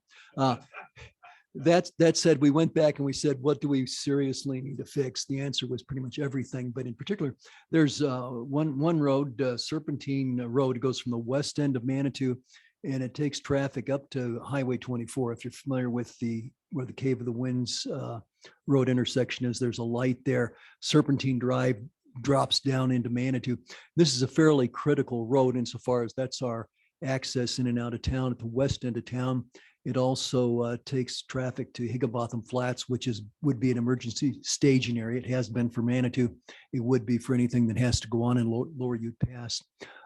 So we in the history of this, I didn't find this out until after I became mayor and found out it was my problem, that we didn't actually own that road. We owned the asphalt, but we didn't own the dirt underneath it. And it's been a road there for all of my life, which is pushing 7 decades. Don't tell anybody about this, Wayne. This is embarrassing. The road is really, it's kind of crooked. It needs to be regraded and re-engineered. So we're going to have to do that. It's adjacent to Fountain Creek. So it's going to have to be battle hardened. This will be an opportunity for us to do that. So that is at the top of our list. So certainly we're going to knock that out in the next 10 years. Graciously, I think the CAC was also amenable to the fact that we have a lot of other road problems. You build in a narrow valley and everything is difficult to do. So it tends to be expensive. Commissioner, if that's an adequate explanation, I could certainly entertain questions. Any questions? Councilmember Williams. So if you straighten out the road, are you changing the name? Yeah, no, that's a good question. There is a hairpin there. And actually the beauty of the hairpin is that's in El Paso County. No. And the grade is, we call it second to first. You shift your, if you're running a standard, you have to shift from second down to first gear a lot. So that it's right outside of the Rainbow Falls recreational area. That part belongs to the county. So that one's on El Paso County. There you go. We got another one we've got to think about, Josh. Okay, let's see. Mayor Dixon. Yeah, on our list, we basically had just listed items and we went back through and tried to at least add some description for our A-list items. Pretty much concur with Mayor Graham. Pretty much everything needs to be redone. So yeah, it's mainly roads, bridges, drainage, anything associated with that. Okay, and Mayor Pro Tem Gardine. I met with the board. We all approved the list that we issued to you guys, and we're maintaining that. And just wanted to see how generous Colorado Springs is, if they would like to include our the Colorado Avenue on their Colorado Avenue project. Okay, but that's we're doing real good. Thank you. Okay, and just finally, I have the town of Rama improvements to brush dump road and curb and gutter throughout the town, and that's from the city clerk. A is improvements to the brush dump road. So, okay, there being no further questions, here would be, I do. oh, go ahead, Councilmember Williams. Thank you, Madam Chair.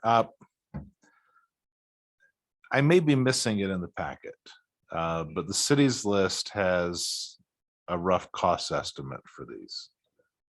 I don't see that in the El Paso County list. And the reason I raise this is when future boards are looking at prices and making sure that they can get all the A projects done. And it's something we've done as a board. We've gone back and said, wait a second, you're saying this is going to come out of program funds, but your program funds are already exhausted or you've already used a certain amount. And so I do think, particularly for those with multiple projects, getting that kind of breakdown so that those future boards, and again, it's an estimate, so we know that they vary at times. But I do think that's something we need to get, and I don't know if. So are you wanting that for each project, or are you wanting that for, because we did have the engineering studies that gave us some costs of these. So if you look at what the cities of Colorado Springs submitted, there's an estimated total project cost for each project. So if you came in with so I'll pick one, it's project 121, Platte Avenue improvements, since we talked about it, Wasatch Avenue to Circle Drive, $36 million. So if we came in with a $180 million bid for that, the board at that point could appropriately say, how are you going to finish these other projects if you spend 180 million on what you said is 36 million? And that's an important check that over the years we have done at this board, but I don't see it on the county's list. And it's less of an issue when you're talking, you've got two projects, John, and Manitou, and you've got X amount of money. And they're sufficiently general that it's not as much of a concern. But if we don't have those estimates in here, future boards don't have a way of saying, you planned on this, but your bid is this much. How are you going to still fund all of your category A projects? So my first question is that information available and just not submitted? That's correct. So some advice that I was given was the less information you provide, the less questions you get. That doesn't seem to be the case here. But we do have estimates for every project. The majority of those projects were estimates that were provided from our consultant, monies that were allocated from PPACG to do that. So we do have the estimates. It was just a decision, to try to keep the list as representative to what the voters would see. But those numbers are available. The numbers do exist. They are assigned to the projects. And once the roads are approved, those estimates will be assigned and we will be held accountable for the estimates for each one of those projects. I would say we need to have that at PPRTA as a submission because it doesn't go on the ballot. It's true. But as a board, that's part of what we've done. For those of you who've been on the board for a while, you've seen us asking questions of, hey, this was a $30 million project and your bid was 40 million. Where's the other money coming from? And so I think we do need to have that as part of the record for the board. And I can definitely, Go ahead. Yeah, I can definitely include that. If you don't mind, may I ask a question? And I'm not being sure. Oh gosh, I fear You're still a newbie. Go ahead. Would it have made a difference if we had included dollar amounts in how the board viewed and approved the list? And I'm because this is new to me, I'm just curious. So for me, it's not so much what we do here, but it's having the data available for a future board. So I'm fine dealing with today's list without those, but we need it for the August one. Just And if I can, I'll, because I noticed the same thing. And the only question I had was, and I brought it up earlier, when we have something that we do together, such as the Powers Boulevard extension to Voyager, from 83 to Voyager. I saw the dollar amount for the city, but I did not see one for the county. So I questioned, okay, is that just the city's piece, 72 million? Is it just going to be 72 million and that's shared by the thing, or is there an additional amount that would have doubled it from the county, that kind of thing? That's the question I had. I know there's only 5 or 7 of those, so. And there is for that question specifically, I believe those are city Colorado Springs amounts. So the amounts would be additional for El Paso County. And I believe we had those estimates done. So providing we can send it to Rick, because we had it done. You might not be aware, Josh, but we had an engineer come in and kind of give us rough estimates, right? Correct. And I was involved with Okay. that. Yeah. In my previous role with the county, which wasn't too long ago. I just want it because when I think back on how we've addressed things for Pikes Peak RTA 1, for example, and I'll pick Mark Shuffle since it's one of the now projects that's coming back on RTA 3, we had a set amount coming in for Mark Shuffle and we spent a set amount and it didn't get everything done that we might have wanted to have done, but this was how much we had allocated.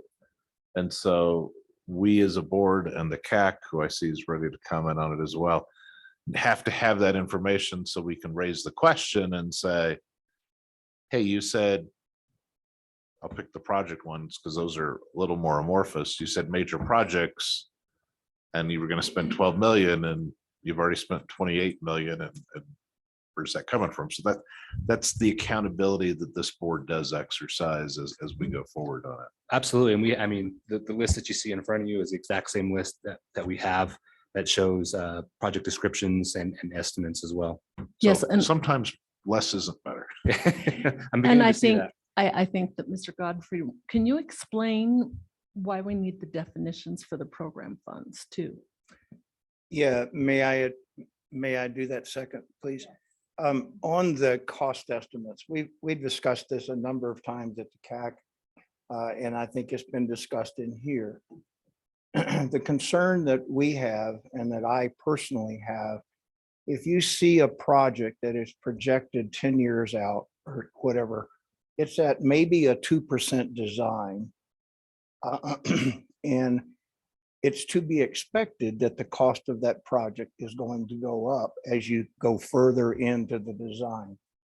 And so to hold someone accountable for a cost estimate for a project 10 years in the future at 2% design, in my opinion, is not a fair thing to hold them to. They need to explain it, but you can't expect a whole lot of cost definition in a project that doesn't have a lot of detail in it.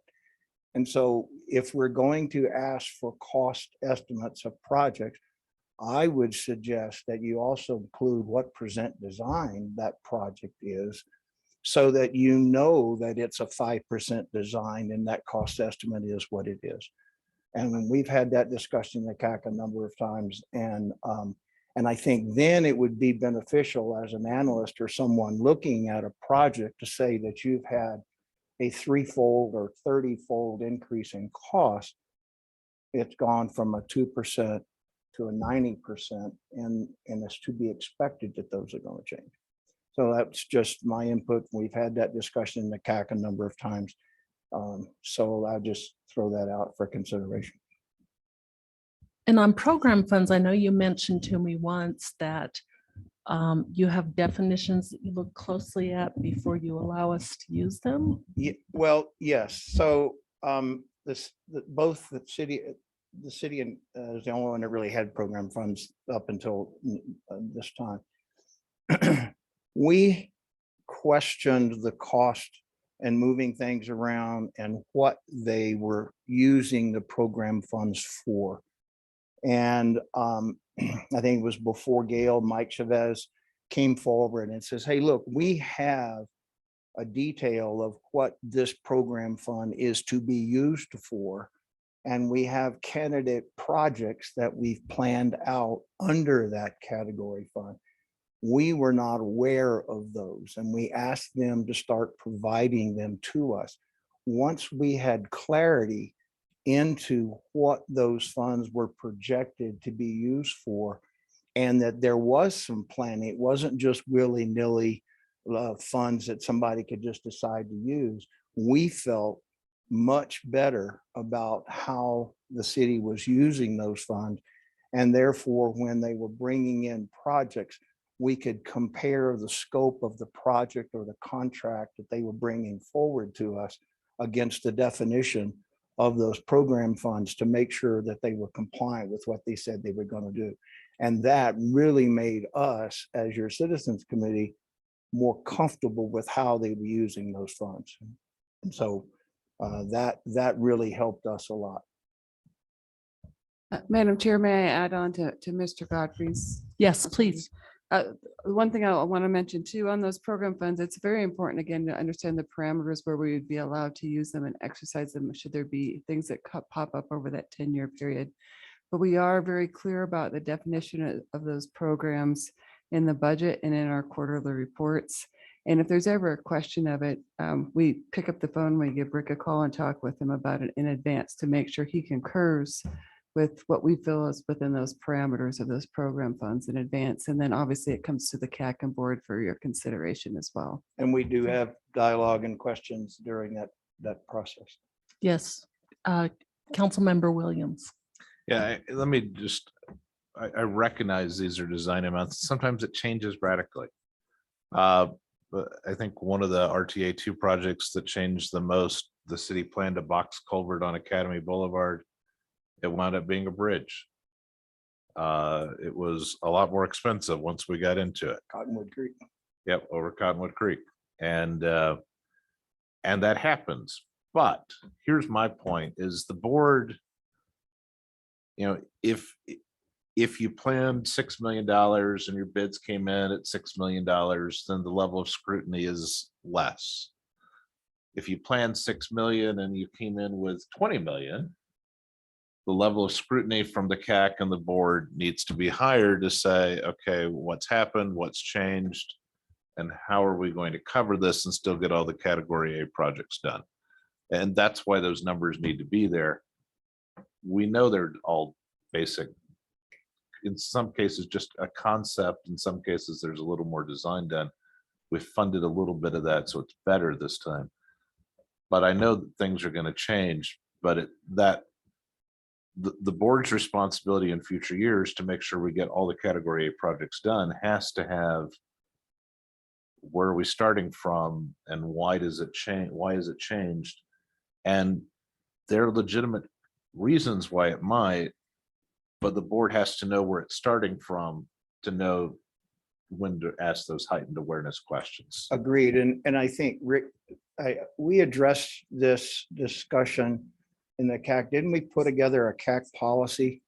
So there's a policy in the CAC that says that when a project, and I don't remember, don't hold me to the exact numbers, but if a project was originally at this price, if it comes in at, let's just say 10% more, then you just need to find a verbal explanation. If it's from 10 to 15, you need to provide more detailed explanation. If it's over 20 or whatever, you have to give us a briefing to explain what all of that stuff is. So we're asking those questions during the discussion of those contracts, and the assumption there that that information would come forward to you as a board. But Rick, that there is a possibility. So we looked at that very thing because we were too confused about why so much. And it's one thing to say that the index in the Denver City Index, Boulder Index changed and prices went up for one thing. And it's also due to construction cost and that kind of thing. So. Commissioner Geithner. So I appreciate the discussion. I agree with the Councilmember Williams that, that can be a helpful tool, but I don't know that it has been a requirement. So my request would simply just be, if that is something that we all want to see now or in the future, that let's standardize that across the board. And that way that, make sure that that is a known requirement, just so we all have a good set of expectations to work off from, and just standardize the way that we are submitting those, however that looks like. And I don't know if there's a list of requirements on that outside, or if we can, I don't know how that standardization in terms of policy or process needs to work, but I just think that would, if we're going to do it, let's just go ahead and say that we're going to make that something that we all need to adhere to, and then it won't be a problem in the future. Yeah. Okay, I did not mean to open up a can of worms, but go ahead, Mayor Dixon. Yeah, please no, don't make it a requirement. Small towns, we would have to chase grants to get the hire an engineering firm to try to get the preliminary design information in, and that's just not feasible for us. I think I like the word parameters on the program funds. Go ahead, Commissioner Gonzalez. Thank you. To be clear, we have the numbers. We can present them. They weren't presented here. Let me be very clear. The county is very transparent. We have those numbers, make them available to anybody. If we want to make them available before vote, I've got no problems waiting another month, because I'm all about transparency. Okay. I was the one who I'm the one commissioner or one board member here who's voted against the project because we were 3 times over the cost estimate on a PPRTA 2 project. So I think it's very valuable to utilize those numbers. And again, the county has them. You can present them to anybody that wants them. And if we want them for the packet, I'm okay waiting another month for this, because I want to be the county and PPRTA 3 to be as transparent and successful as possible. So I think on each project, we already have numbers. Are you talking specifically about program funds? Okay. All right. I think that, did Mayor Dixon have another comment?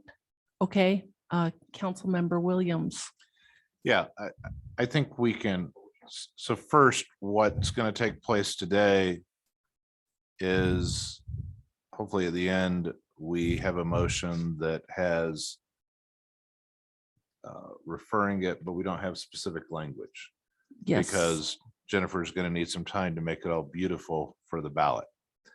And so the next meeting, then we'll do the formal referral. And as long as we've got the price by then, I'm fine. We don't need to wait on today's. We just want it so it's in the record when we do it in August. Yes. Okay. Given that, I think I'm ready to open up public comment. Let's go ahead. How many do we have for public comment?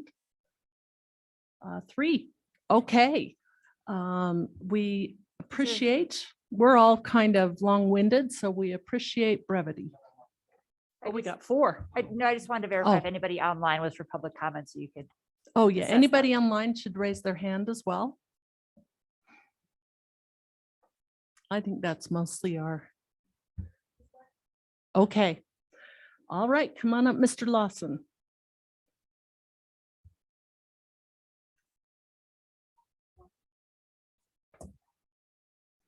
Okay, one comment in chat. Okay, we'll get to Deetra. Let's go with Mr. Lawson and then we'll go to Mr. Dun. I'm sorry, I can't. Okay, can't read this far. I'll get better. I want to thank you for your work on bringing about to PPRTA 2 and 3. I've been to many meetings in this room in the past, as Rick knows, and many projects, and I know it takes a lot of stamina and stick to it to bring these things about. I need to talk about the network we have and the planned rebuilding of PPRTA 3. There's a reasonable case I'm going to bring with reasonable questions and concerns by reasonable citizens to request reasonable action. But before my request, I need to frame the context. Wildfire, when you see the deer going into the water, you know there's a serious problem. Next. I can't read that wording, so I'll have to follow my own. As a basis for growth and development, our city code says to lessen, a purpose and intent of the code is to lessen congestion in the streets, to facilitate adequate provision of transportation, and to secure safety from fire, panic, and other dangers. So next.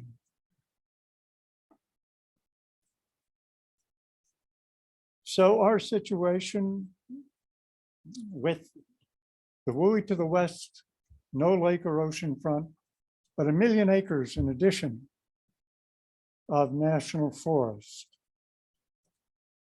Next. Our history of wildfire.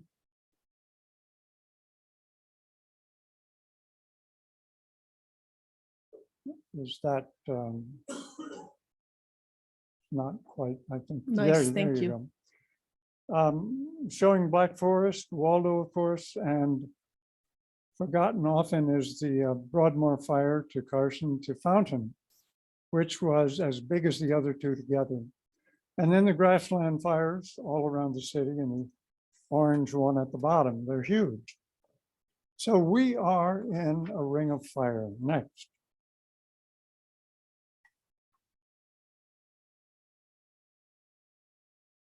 Can you flip that so the box is lower left?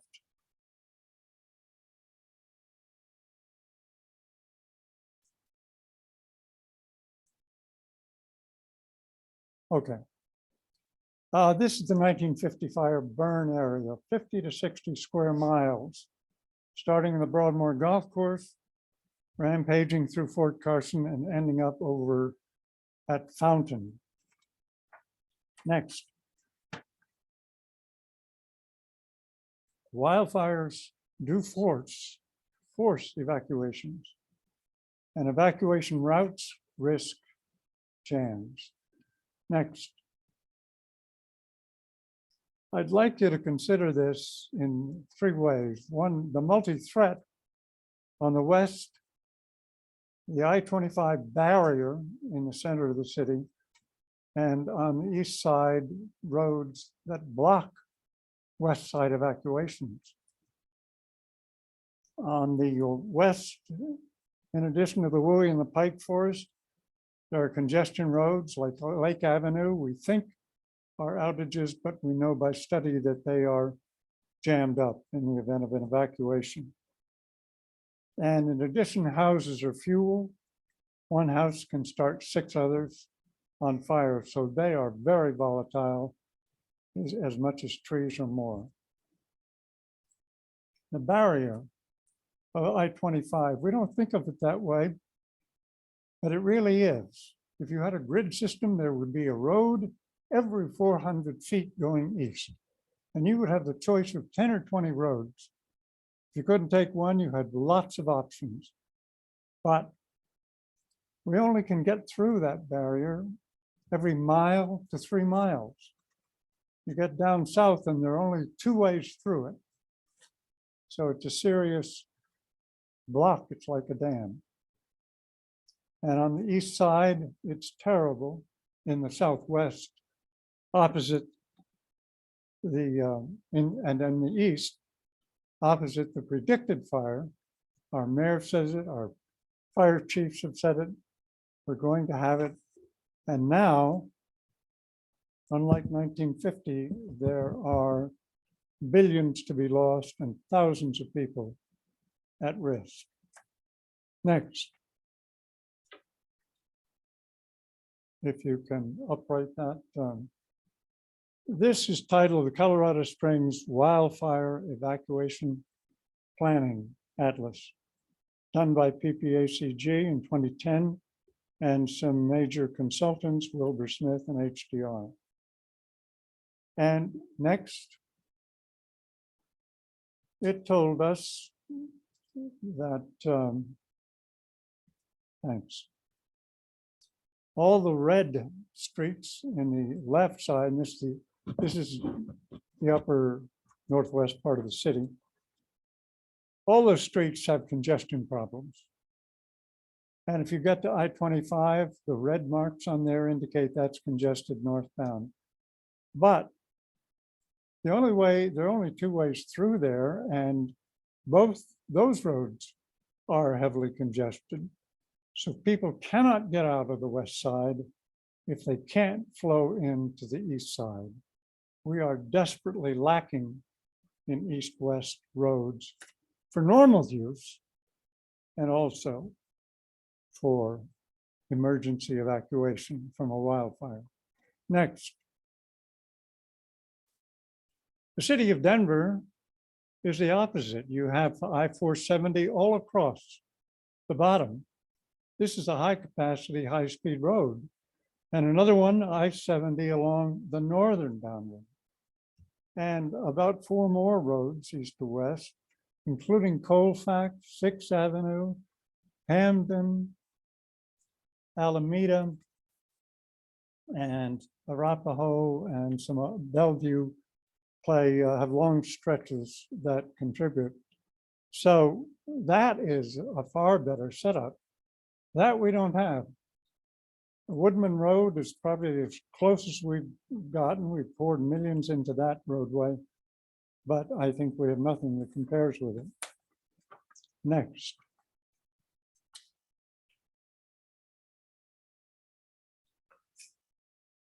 You'll have to turn it so it turns one to the right, because that's north-south. There you go. Okay. You can see, and we know that Circle goes not very far east past I-25 before it doesn't go east anymore. It goes north and carries you back into the traffic of the city. The same thing with Academy. Okay, in order to make sure we have time for other speakers, we'll need you to be wrapping it up. Okay, next. This is the last one. All right. Well, on this map, there are a number of blockages when you get to the airport. You can't go east. There are all kinds of choke points, and there are places where you just go up and down and you don't go east, and we lack the roads. I-25 by study has problems with it. So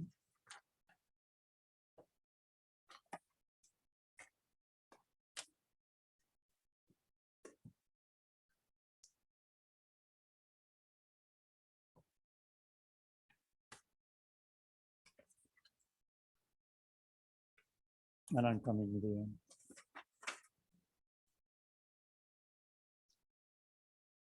I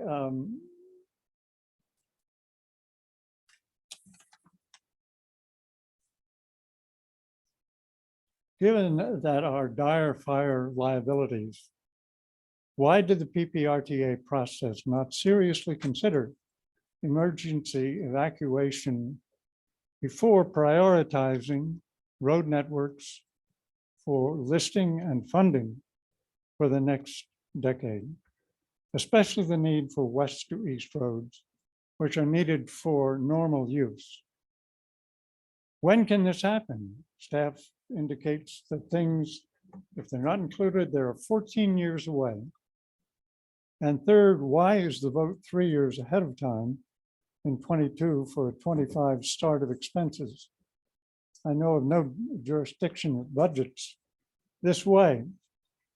Fourth, can we evacuate at all with a poor road network west to east as we have?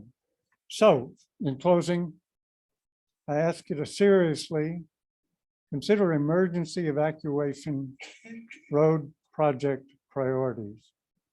There is a need to use experts in emergency evacuation planning, which are not locally available.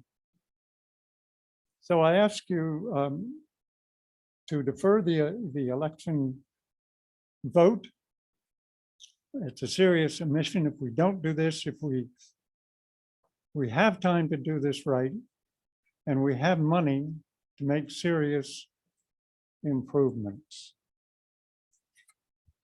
So thank you. Thank you. I'm gonna do you want to handle the online one? I can't. Oh, okay. Dana, who is online, it says you would like to ask a question. Can you hear me? Yes. Yeah, I have to admit, I was asked to join this at the last minute. I'm not really clear on, and I didn't listen to the whole presentation, so I'm just coming in a little ignorant. But from what I gather, I don't recall seeing this publicized anywhere, so that's kind of bizarre. When I went to the PPRTA website, trying to look to how to join, I couldn't find anything. And that seems like this seems like a fairly large effort. And so it would be nice, I guess, if there's more transparency in how the public can know about it. So that's the one thing. The 3-year question, I have the same question Walter asked. If that is true, that seems odd that this would be done 3 years earlier. And then 2 more things. One, it does seem strange and foolish in my mind that you don't have evacuation as one of the factors. And especially since I'm understanding these are locked in for 14 years, essentially. We won't be able to vote on this again for 14 years. And in light of that, specifically as it relates to the mini downtown that is coming at Gold Hill Mesa, there's quite a bit of concern in the Broadmoor area about that development. And I wanted to share with you all that we have been consulting with some additional consultants out of Berkeley that have just finished another study that came in at 8 hours and confirmed the number that we had done and presented to the Colorado Springs City Council in November. So we're getting additional validation on those numbers, and those are concerning numbers, and that is blue sky without any chaos, no cars with tires popping stranded on the road, no trees falling and blocking routes. And in the Paradise Campfire, within 42 minutes or so, 2 of their 4 egresses, we only really have 3, but 2 of their 4 in the Broadmoor area, 2 of their 4 egresses were blocked. So that's all I have. And can you answer questions, or can somebody email me and give me an answer on some of this, or how does that work? First, if you want to put your email in the chat, we can get some answers to you. We do have, the board made a decision what is this, the board made a decision in 2019 that this was the year we would try for renewal. So that decision was made 3 years ago. And also, was it made in 2019? Or I think it was maybe 2020. And we'll have to get you the other things on those questions. Publication is done on our website and on the door of our building, which is required by state law. We do approve that every January by state law. I'm And sorry. Mr. Williams. Oh, So in terms of the timeline, just a reminder that the renewal was done 10 years ago. It was also done at the same time frame, 2 years prior to the expiration of the RTA. There's a number of reasons why that takes place. Two of the major ones are you have I don't know where the 3 years comes from, because the ballot issue is in this fall and 2 years later is when it goes into effect in January. But the reason it's done 2 years ahead of time is because you have reserve requirements and other things that have to be spent down if it's not renewed. You have planning that has to take place with respect to how the projects are actually constructed. And so there are a host of reasons why it's been done 2 years ahead of time, and it was done 2 years ahead of time 10 years ago as well. The other part of that is this has been discussed at a host of public meetings in terms of the timing at both City Council, I presume El Paso County Commission, but I know at Pikes Peak RTA board meetings, we've been discussing it in these public meetings for the last year. And so that process is part of it. And finally, let me address the cities listed at least includes Platte, Woodman, Colorado, Dublin, Fillmore, Old Ranch, and Austin Bluffs, as well as traffic signals. So there are a number of east-west routes that are part of the city's review, even with the deletion of the Constitution study. can I just ask one quick more question? Yes, go ahead. I think it would be helpful when you go to the PPRTA site, I guess, if there was, I couldn't find it, maybe it was me, but there was nowhere where I could see that this was happening. And then in terms of the streets in the city that are included, is that fixed for until the next vote, I guess, happens, or can that change? That will be, go ahead, Councilmember Williams. So changes can be made by a separate vote. That was done, for example, with the I-25 GAP project, where that was added into the Pikes Peak RTA. So there are ways that it can be addressed. And this covers what aspect. I will note there are some programmatic funds that also can be used for various processes. Pikes Peak RTA 2, you've had Fillmore improvements, you've had Garden of the Gods, you've had a number of east-west routes that are part of that centennial.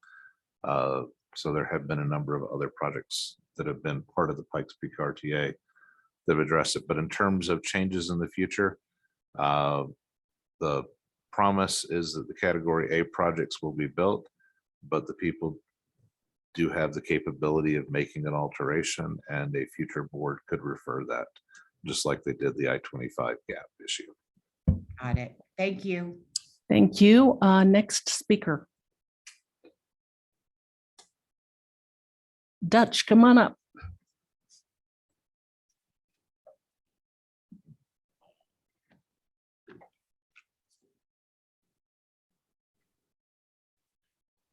I'm Dutch Schultz, president of the Old North End. Relatively speaking, I will be very brief. I can assure you I have 8 dinner guests coming at 6, and my wife is texting. I'm here to talk about the largest project on the PPACG list. Does anything immediately come to mind? Mark Shuffle Academy? Or on our Pikes Peak RTA list. Yes. I'm sorry, I misspoke. I I'm would talking about the North Nevada reconstruction. It's 4 different projects. 335, 336, 337, and 338. They make up 20%, almost 20% of the entire budget that we are proposing to be approved by the ballot. And I apologize that I'm bringing this up at this late hour, but perhaps I missed it because of the same reason you missed it. It's $104 million being spent on Nevada Avenue between the Old North End Railroad tracks north to Austin Bluffs, Garden of the Gods.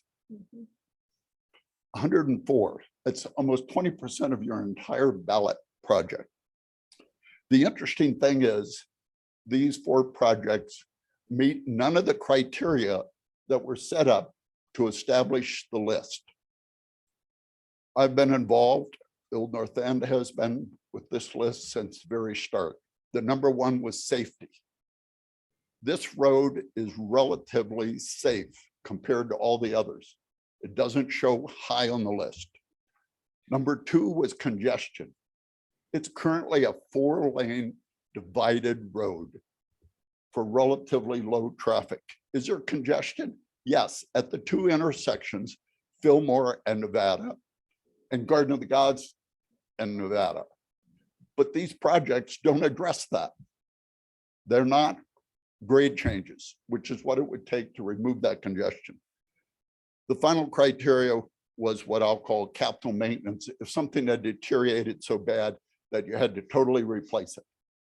That's not the case. The road is in what I would say good condition. Excellent, not quite, but very good relative to everything. So none of these criteria by your own criteria are met for this project.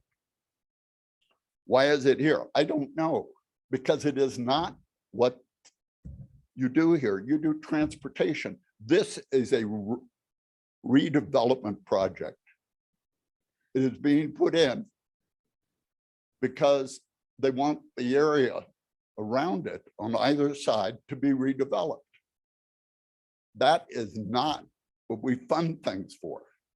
And what is particularly egregious about this is we're using sales tax dollars to do it with.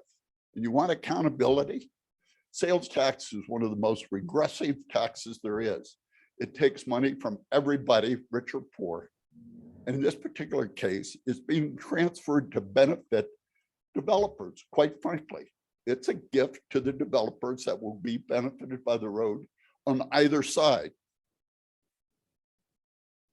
It's not needed. And I want to say this, the Old North End fully supports the redevelopment of this area. The University Village was a huge boon to us. We now can go to Lowe's, to Costco, to the restaurants up there, and we're looking forward to the redevelopment of the North Nevada renewal area. But this is not how you do it. You do it through a metro improvement district. That way the developers pay for the improvement. If you want to ensure that the bond is passed, change this headline tomorrow to read that the PPRTA changed $104 million from a developer boondoggle to evacuation choke points to be removed. Because where are we going to get the money to solve the problems that were brought up about the evacuation? It's there. It's right on the table and you could solve it. Thank you. Okay, thank you. We have 2 more people. Yes, come on up. Now you'll have to tell me your name because I don't know yours. Okay, Mike Anderson. Oh, say it in the microphone too. Good afternoon, Madam Chair, members of the board. My name is Mike Anderson. I also live in the Old North End neighborhood. I'm going to put a little exclamation mark on some of the things that Dutch said and hopefully fill in a few blanks here. We're here today requesting that either you remove this project, the North Nevada project, from the list, or at a minimum postpone it and remand it back to the city of Colorado Springs to have them reconsider those projects. As Dutch mentioned, Those 4 projects ostensibly were for the reconstruction of North Nevada between Fillmore and Austin Bluffs. We do think it's odd that there are 4 projects on your PPRTA list for just a 2.1 mile segment of roadway of North Nevada. We think that's a little baffling. The combined cost, as Dutch mentioned, is 104 million for that 2.1 miles, or roughly $49.5 million a mile. Doing the math is, as Dutch mentioned, for constructing that 2.1 mile segment of North Nevada, it is the largest project on your list of the city's list, to clarify that, of 540 or $546 million. Gail Sturdivant was very gracious in providing us with a bit more detail as to what's included in terms of the elements of that project. And as we understand it, that project is to reconstruct the existing 4 lanes of Nevada, have a raised median, add a bike lane, and then add some additional turn lanes at intersections. There's a replacement of a bridge at T-Gap, at the T-Gap floodway, but there are no grade separations as far as we know. No extraordinary other extraordinary project elements. Based upon the numbers that Gail provided to us, it appears there's about a 10% annual escalation added. This project's probably, what, 7 to 10 years into the future. So when you add in the escalation, it's about $69 million. So how do you get from 69 million to 104 million? There's a 50% contingency built into the project cost estimate for this project of $35 million. And that's understandable that there would have to be some type of contingency. Obviously, if you're dealing with projects that are 5, 6, 7 years out, you don't know what the economic environment's going to be, and you're facing rapid inflation today. You're not sure if that's going to continue, though, into the future. The only description of the project provided to voters is, and I'm going to quote, reconstruct North Nevada Avenue to improve vehicular operations at signalized intersections, provide improved transit, bicycle, and pedestrian infrastructure to support the North Nevada redevelopment vision. That's the concerns as to whether this project truly is to address necessary transportation needs today, or whether it's for economic development purposes. If it's for economic development purposes, we believe that voters need to fully understand that and recognize that. Although, as Dutch pointed out, that does raise some questions as to the purpose of the PPRTA, whether it's to address transportation needs or whether it's to spur economic development or redevelopment of certain areas of the city. As I mentioned earlier, $104 million, largest project on the list. It doesn't appear to increase roadway capacity. Perhaps, perhaps the city has more information, but with no additional drive lanes, no grade separations, it's kind of hard to imagine that it's going to be increasing capacity or improving traffic operations. The project does appear to be principally for economic development purposes, as mentioned earlier. And then again, to reiterate, the project description is kind of vague. What is the North Nevada redevelopment vision? What elements are included in that vision? The city does have a Renew North Nevada plan, but how does that relate to this vision? And with a 50% contingency, one can easily envision that the scope of this project could easily morph in the future, depending upon the inflation environment that you're facing in the future. Could be something that's quite different. Could it include grade separations at certain intersections that the community is not aware of in the future, or what other types of projects could be included? So in sum, the definition and scope of the project, we believe, needs to be clear on the project list so voters know what they're voting for or against. We think the current language is too loose for the North Nevada projects.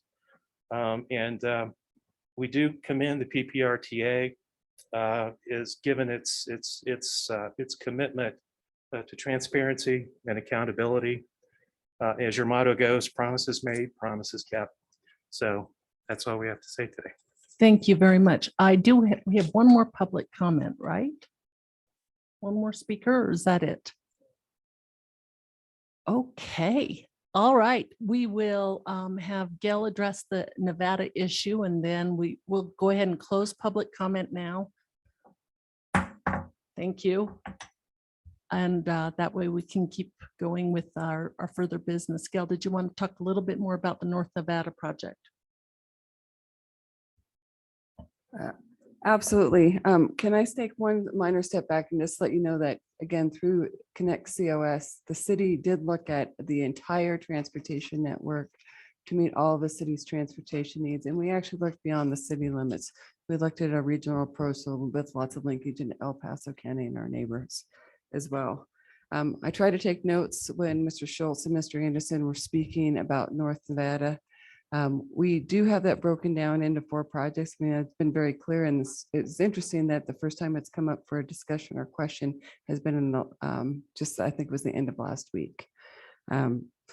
But it is projects that have been identified. We've actually gone through the Renewed North End study. There's been a conceptual engineering plan that was done for that effort, knowing this was an issue we needed to address in the corridor. Also through the Connect COS process, this is one of the corridors that ranked or scored fairly high and did bring to attention for further consideration for PPRTA.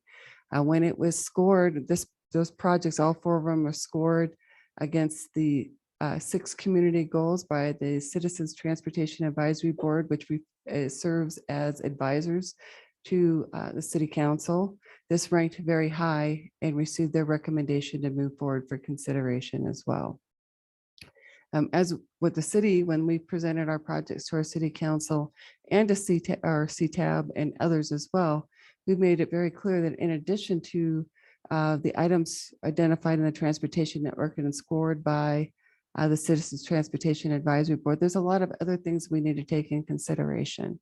Things we include, do look at immediate safety issues, look at citizen inquiries. We do consider regional growth and development opportunities that make sense for our community, regional connectivity, opportunities for collaboration, and opportunities to capture or leverage PPRTA funding to capture other funding to bring it back to our community. And foremost, we also look at the economic value or efficiency. So that means getting the most value to the greatest number of citizens for every dollar we spend on our transportation network. So all that is included when we go through that evaluation.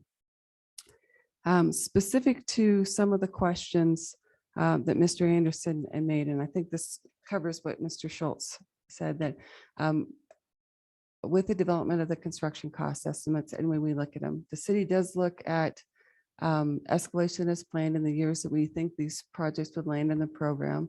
And based on the level of accuracy or the level of maturity of those projects, as it mentioned, these projects are in the 0 to 2% or 0 to 10% level of development, depending on which case this is. We did have a construction cost estimate completed in accordance with the American Association of Cost Estimators Guide. And this is a class 4 estimate. And if you go and look at the range of probability and accuracy, to add 50% to it for your contingency makes sense at this level of planning. When we talk about the scope of work, as we've talked about other projects, this particular project has had some initial study work done and recommendations.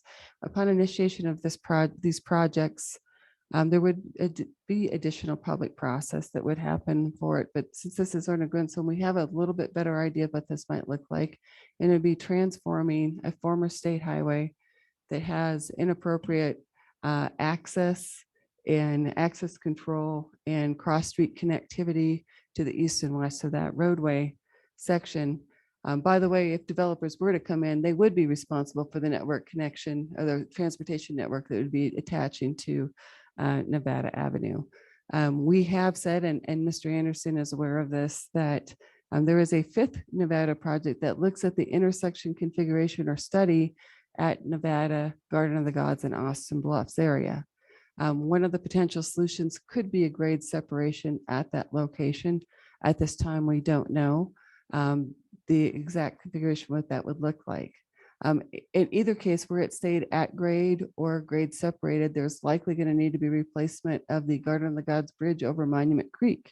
And that would be an expensive bridge replacement for us to undertake as a portion of that project. Project scope of works do morph. This is why we talk about the planned project description and the list that we provided you. That's what we have as the best available information at this time. But we do know that the projects we have on the list are identified as high priority areas for us to address transportation needs for our community. Okay, thank you. So I'll go ahead and cover just a couple of the other things. I wanted to, so it's my belief that when we initially passed Pikes Peak RTA in 2002 or 2004, that it was more of our method of being able to handle capacity issues and not necessarily to handle fire mitigation. And that's why I wanted to address the fire mitigation comment. For your information, I think there's something like, I'm looking here, in addition to Colorado Springs, there are about 24 fire districts in town. And I appreciate the effort by Mayor Suthers to start addressing wildfire mitigation in with some of the excess revenues they had and the formation of that fund. We've been working closely with the Pikes Peak National Forest. Commissioner Vanderwerf has, to attempt to get more wildfire mitigation funding up there, because a lot of the land that has not been mitigated in the U.S. Forest Service is definitely comes in our WUI area. And the Forest Service really doesn't have the best wildfire mitigation policy up there. So I think that for us to address wildfire mitigation, it fills out of our wheelhouse. It seems to me it's more of a city of Colorado Springs issue. For my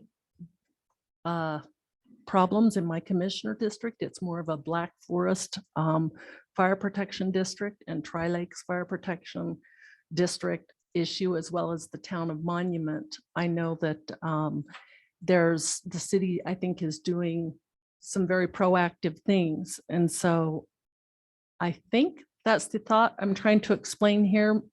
Councilmember Williams, do you want to pitch in? Separate issue. Let me talk about the Nevada. So I did so I could get the exact intersections. I did a little Google search and it pulls it up and it shows a patchworked Nevada Avenue with faults going across. This is the current Google picture. So it clearly is in need of significant repair. Also happens to show nary a sidewalk in the particular cross section that it pulled up. And so part of what I understand, and let me back up. When I moved to Colorado Springs, North Nevada is where the halfway houses were. And so you would go to UCCS, you know, if you were a prospective parent of a student there, and you would drive by the halfway houses and say, hey, this is a nice neighbor for where we're going to take our daughter to school. That is very true. And that's the way it was at the time. It was not a pedestrian friendly corridor. In fact, this is the Canadian American Highway. That's what this is. This was built as a highway. And it is the Canadian American Highway. You can even see references to, if you're on Nevada Avenue between Uinta and Fillmore and Colorado Springs, those are miles 647 and 648 of the Can-Am Highway. So if you're heading north on Nevada, when you cross Fillmore, keep going and you'll be in Canada in a mere 830 miles. That's Nice. from a CPR article, by the way. So do I think that this road needs to be reconstructed? Well, it's gone through an exhaustive ranking process by our Citizens Transportation Advisory Board. They have recommended it.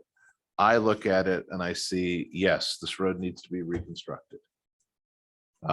This road needs to actually have sidewalks because this area has transformed from a highway to an urban space that is part of the expanded UCCS area. And it's now a central part of our community. Is there an impact on economic development by what you do? Yes, absolutely. I mean, any transportation project affects economic development. Expanding Woodman Road is going to help the Falcon area. It's expanding Mark Shuffle is going to help things in that area. But for me, this is an appropriate reconstruction project. And I look at it, and I've got a client. We used to have a client before I was on city council, where I'm a little busy, that was right on Nevada, and there's no sidewalk. And so if you're a student at UCCS and you're trying to walk down to a place, there's really no place to walk except along the side of this highway.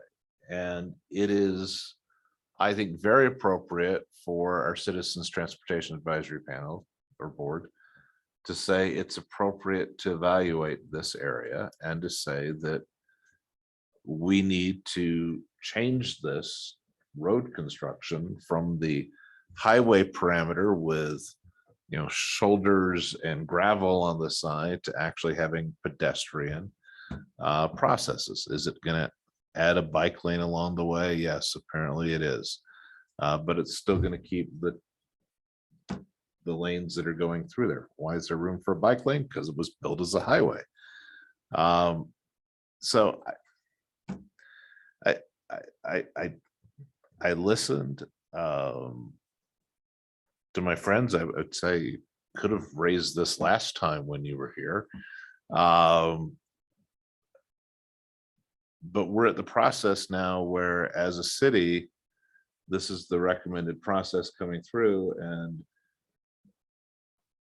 we've got to give Jennifer direction as to where to go, and in terms of drafting the ballot issue. And I think, given the process that it's gone through, this is appropriate. All of these are cost estimates. We've talked about that. They may be lower, they may be higher. But I do think that this is an area of road that needs to be reconstructed. It is part of the continuing bringing vibrancy back on North Nevada. We're doing a similar thing on South Nevada. These are entrances to the urban core of the city. And so it's appropriate to do that. And so that's, at this late date, I'm not persuaded that we should take it off. Particularly after the public process that's gone through to get it on there. And so I appreciate the input. Certainly we've made changes based on public input, but I believe this is an appropriate project. I'm looking at a Google map picture that shows indeed this.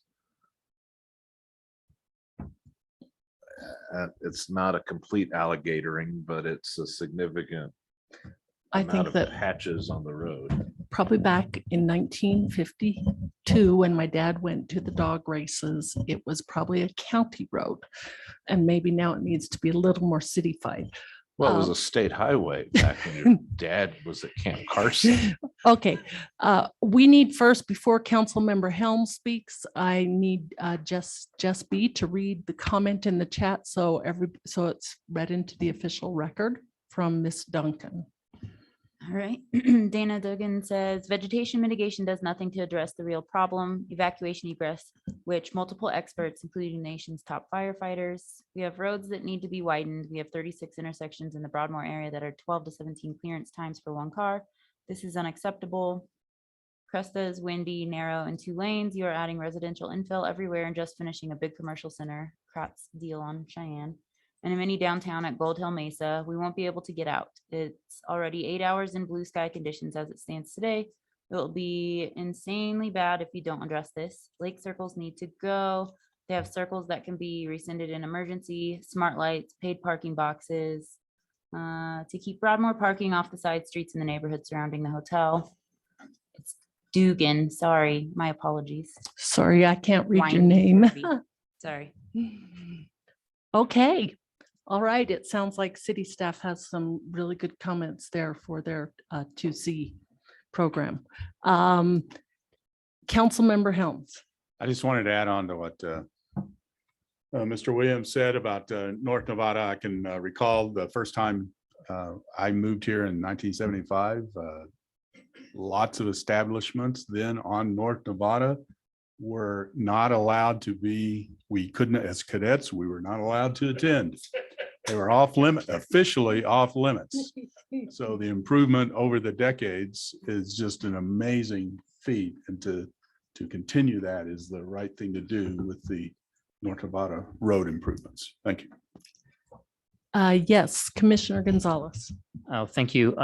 In regards to I think the east or west to east roads evacuation, I think those were good comments. I appreciated that. Although in the project list right now, there may not be studies done on some of that, as the roads, as I believe Ms. Dugan mentioned, these are set unless there's a revote later to change things. That doesn't mean as these roads come up for construction or reconstruction in the future, that there will not be additional traffic studies or evacuation studies that can be conducted on them. And then I would encourage them, as those roads come up for approval for the contracts later over the next decade plus, that be included in the traffic studies, evacuation studies for the west end areas, whether it's in Colorado Springs, El Paso County, Manitou, Green Mountain Falls. There's opportunities to include that kind of study in the future, and I will encourage that as they come forward. Thank you. Okay. Now let's see. So now I think we're going to go ahead and direct it to, and I will answer Ms. Dugan. No, there is not a chance to add any roads onto the list unless because we're approving that list today. Miss Ivy, it's your turn now, and then we'll have a vote, and then we need a comfort break. Oh, go ahead. I'm so sorry. I just wanted to interject because I wasn't sure if the resident that was online, it sounded like she wasn't super familiar with this process. So I just wanted to add just a bit to that of why we don't add roads here is because if these lists have already gone through the specific jurisdiction, so they are submitting it to us. We are not making that list. So this would not be the proper place to add something to this list. The proper procedure in my mind, I'm open to anyone correcting me here, would have been that when this was presented at the city council meeting, to go and have that kind of input at that point, or it's the same thing for El Paso County. We approved the list as a full board. So there really isn't the process, and that isn't this isn't the correct time in the process to be able to interject that at this point. And I just wanted to make sure that that was clear, that that's why Commissioner Williams answered it that way. Yes, thank you for entering in there with my diplomacy lacking today. So, okay, we appreciate it. Okay, Miss Ivy, if you'd like to go ahead.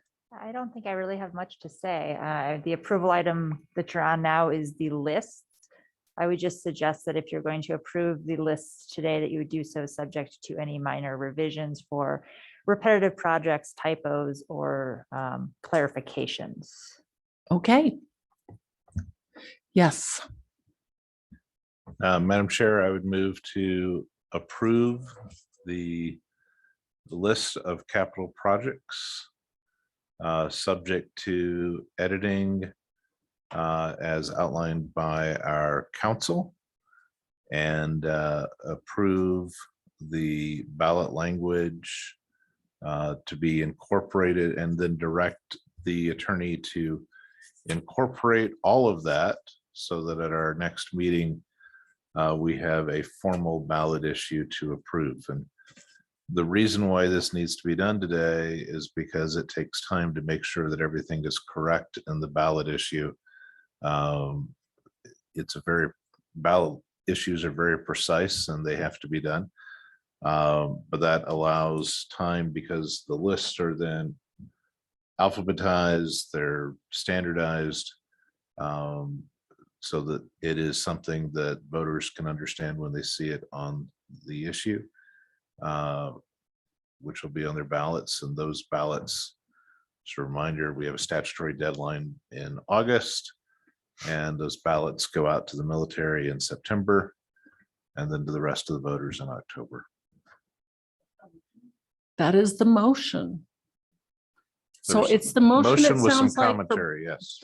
for both item B and C, which was to approve the capital project lists and then also to approve the ballot language, which we've previously discussed. Is it okay if we combine both of them, Jennifer? Or do you Yeah. want them separate? That is fine if we're doing both at once, and I just, a little additional commentary. I got a head start and started putting together the ballot, so I would be looking for, doesn't have to be in the motion, but some additional direction from the board. There are some clarifications to be made. So with the board's approval, what I would do after today's meeting would be refer this out then to the staff members that we've been working with to get those clarifications, so that we can bring a final list with staff's endorsement. And when I say clarifications, it's such things like you might have improvements to Smith Road versus Smith Road. So I just want to make sure that when a descriptor like that is omitted, it's intentional. All of these are obviously capital transportation, regional capital transportation improvements. But I just want to make sure that those type of things were intentional choices by staff. So those are some of the things that I'm flagging. Other things are just adding in road descriptors where you might have mark shuffle, but not road included. Just small things that you get because you have a lawyer that looked at this list. Yes, so Ms. Ivy did spend significant time yesterday actually doing a list. We have several duplicates, some things we may want. The one I noticed was Black Forest Road, Research Parkway to Shoup. I don't know if we want that split into one project or two projects on the ballot because there may be some fear of annexation issues in Black Forest. And it might be better to have them listed as research to Old Ranch and then Old Ranch to Shoup. So things like that on the ballot that we would just want to look at as commissioners too. So to see the political ramifications. But go ahead, Rick. Just a process question, I guess, both for Jennifer and the board. So I'm understanding the motion to be that Jennifer will refer out with her questions regarding clarifications on whether or not the word improvement should be added, XYZ. Does the board also want Jennifer to refer out the ballot measure after all of those revisions have been made? In other words, a second time around for everybody to look at, for the member government staffs to look at, or not? Mr. Williams. I think to the extent we can, we want to have the most reviewed list to make sure it's there. And so I would ask that member governments get back quickly to Jennifer when she reaches out so that we can get that iterative language and make it very clean and pristine when we come and formally refer it in August. Yeah, my timeline was I was planning on, I'm not sure it'll get out today, given that it's 4:30 now, so it might be tomorrow morning, but to get it out ASAP to the governments, asking for a turnaround time by the end of next week, just for your review. It'll be a red line version. And then a clean version would go out the following week with any final comments due by the 29th, so that we would have a clean, final, double reviewed version in advance of the meeting packet. When does the CAC packet go out, Rick? Go ahead. Oh, Sorry. As I was saying that, I thought about the CAC packet. okay, So Mayor I'm so Pro. good. Yeah, Mayor Pro Tem Gardine. Maybe kind of a layman, but do we have two motions here, or do we only have one motion, or what? We combine the items, so it's going to be item B and C. One motion. Councilmember Williams, if I may, I believe the motion is to approve the list and the form of ballot language, subject to any minor revisions suggested by staff or legal counsel and approved by the member governments, with direction to refer that out for review and direction to legal counsel to prepare a resolution and final ballot for consideration at the August PPRTA meeting. Second. Oh, go ahead, Mayor Dixon. Yeah, Mayor Dixon, I'll second that. Okay, I'll third it. all right. All in favor, say, oh, go ahead, Commissioner Gonzalez. And thank you. So I just want to highlight one more time, we'll have one more vote next month. Our El Paso County list does have costs, estimated costs available, and they will be out in. for everybody to be able to see again or see prior to that final vote. So again, I just want to clarify, the county does have those estimates done, and they will be for everybody to see. And then also I'll be supporting this, knowing that although it's an option, it is not listed as a road diet specific to the Colorado roads, because I do have issues with that, and I've stated that in the past. I've been very, very forefront throughout my 5 years on PPRTA. And so I'll be able to support that because it's not specific, although I guess it might be an option in one of those projects going forward. Okay, all in favor, say aye. Aye. Aye. Any opposed? Okay.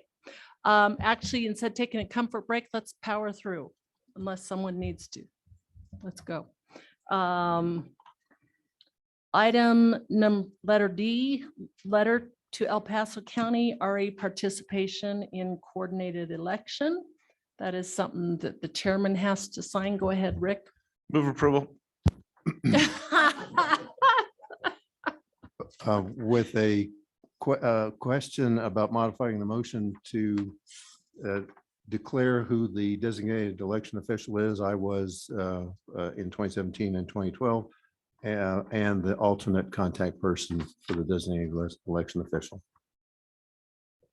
I would like actually to have Rick and Jennifer be the DEOs on that. Is everybody okay with that? Rick would be the DEO, and I think I would be the alternate. Yes. Mhm. And that's okay. That is the motion. I will second that. And we have paperwork that I have to sign afterwards. So any comments? I will call the vote. All in favor, say aye. Any opposed? Okay, the motion passes unless Rick has to make us, amend it. The options for delivery of the letter are US mail, email, in person, or some combination. Do you have some direction for me? If you just would like to do email, and I will text the clerk and recorder's office. Well, you better do email's fine. I was planning on doing email and in person and get a receipt. Okay, email and in person, go for it. Let's see. Letter 8E is informational, so go ahead. Yep, Judge, there's a chart in there showing the progress. The only update is that I did receive the official minutes from El Paso County. I'll be following up with all the member governments where I'm missing any item for the 5th amended and restated IGA. Just asking for what's outstanding, but we are progressing forward on schedule. Okay. Letter F is actually approval of a letter by the City of Colorado Springs for a multimodal and mitigation opportunity fund. That's one of our new funds. State grant for the Sinton Trail crossing at Centennial Boulevard. Does anyone have any questions for Gal? Okay, go ahead, Rick. Just to clarify, this is the city requesting the PPRTA to be the applicant for the state grant funds under Board Policy 31. So it is requesting approval to implement Board Policy 31 and authorize the PPRTA to be the applicant for these funds on behalf of the city. Since El Paso County is at its Tabor limit, I fully support this, so I will make the motion. All right. All in favor, say aye. Aye. Any opposed? Okay, that passes. The next letter is, or the next letter is a letter of support for the Bridge Investment Program Planning Grant application for the Fillmore Bridges over Monument Creek and UPRR. And anyone have any questions on that? I'd just like a motion because we're losing our quorum pretty fast. This Wayne, move approval. Okay, Second. Yolanda seconds. all right. All in favor, say aye. Aye. Aye, okay. Yeah, we're fading out really quick here. So those are our last two approval items. Did anyone have any questions on the City of Colorado Springs monthly change order or the El Paso County monthly change order reports? No. Okay, and then I know that Rick has attached a staff field review report. Just my confirmation monthly or quarterly drive around confirming the work that the member governments have stated that they completed in the quarter. Okay, and then if you could give us an update on the City Fountain.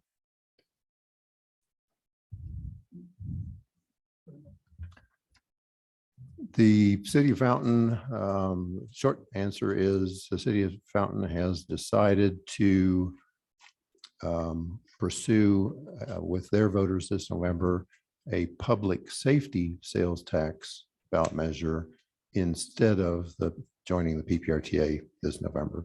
They're seriously considering coming back to us in calendar 23 and potentially going to their voters to join in November of 23. Okay, so in case we miss the opportunity, I don't know if there's a matrix 3, but there just very well might be, but not until next January. And we do not have a need for an executive session. And 11, I don't think we have any Pikes Peak RTA member announcements, except for to be sure to check in with all of the wonderful local events going on from the county fair to Manitou, the city, and Green Mountain and Calhan and Rama. And then I will take a motion to adjourn. Okay, do we have a second to adjourn? All in favor, say aye. Aye. We're adjourned. Wow, I've been to the bathroom.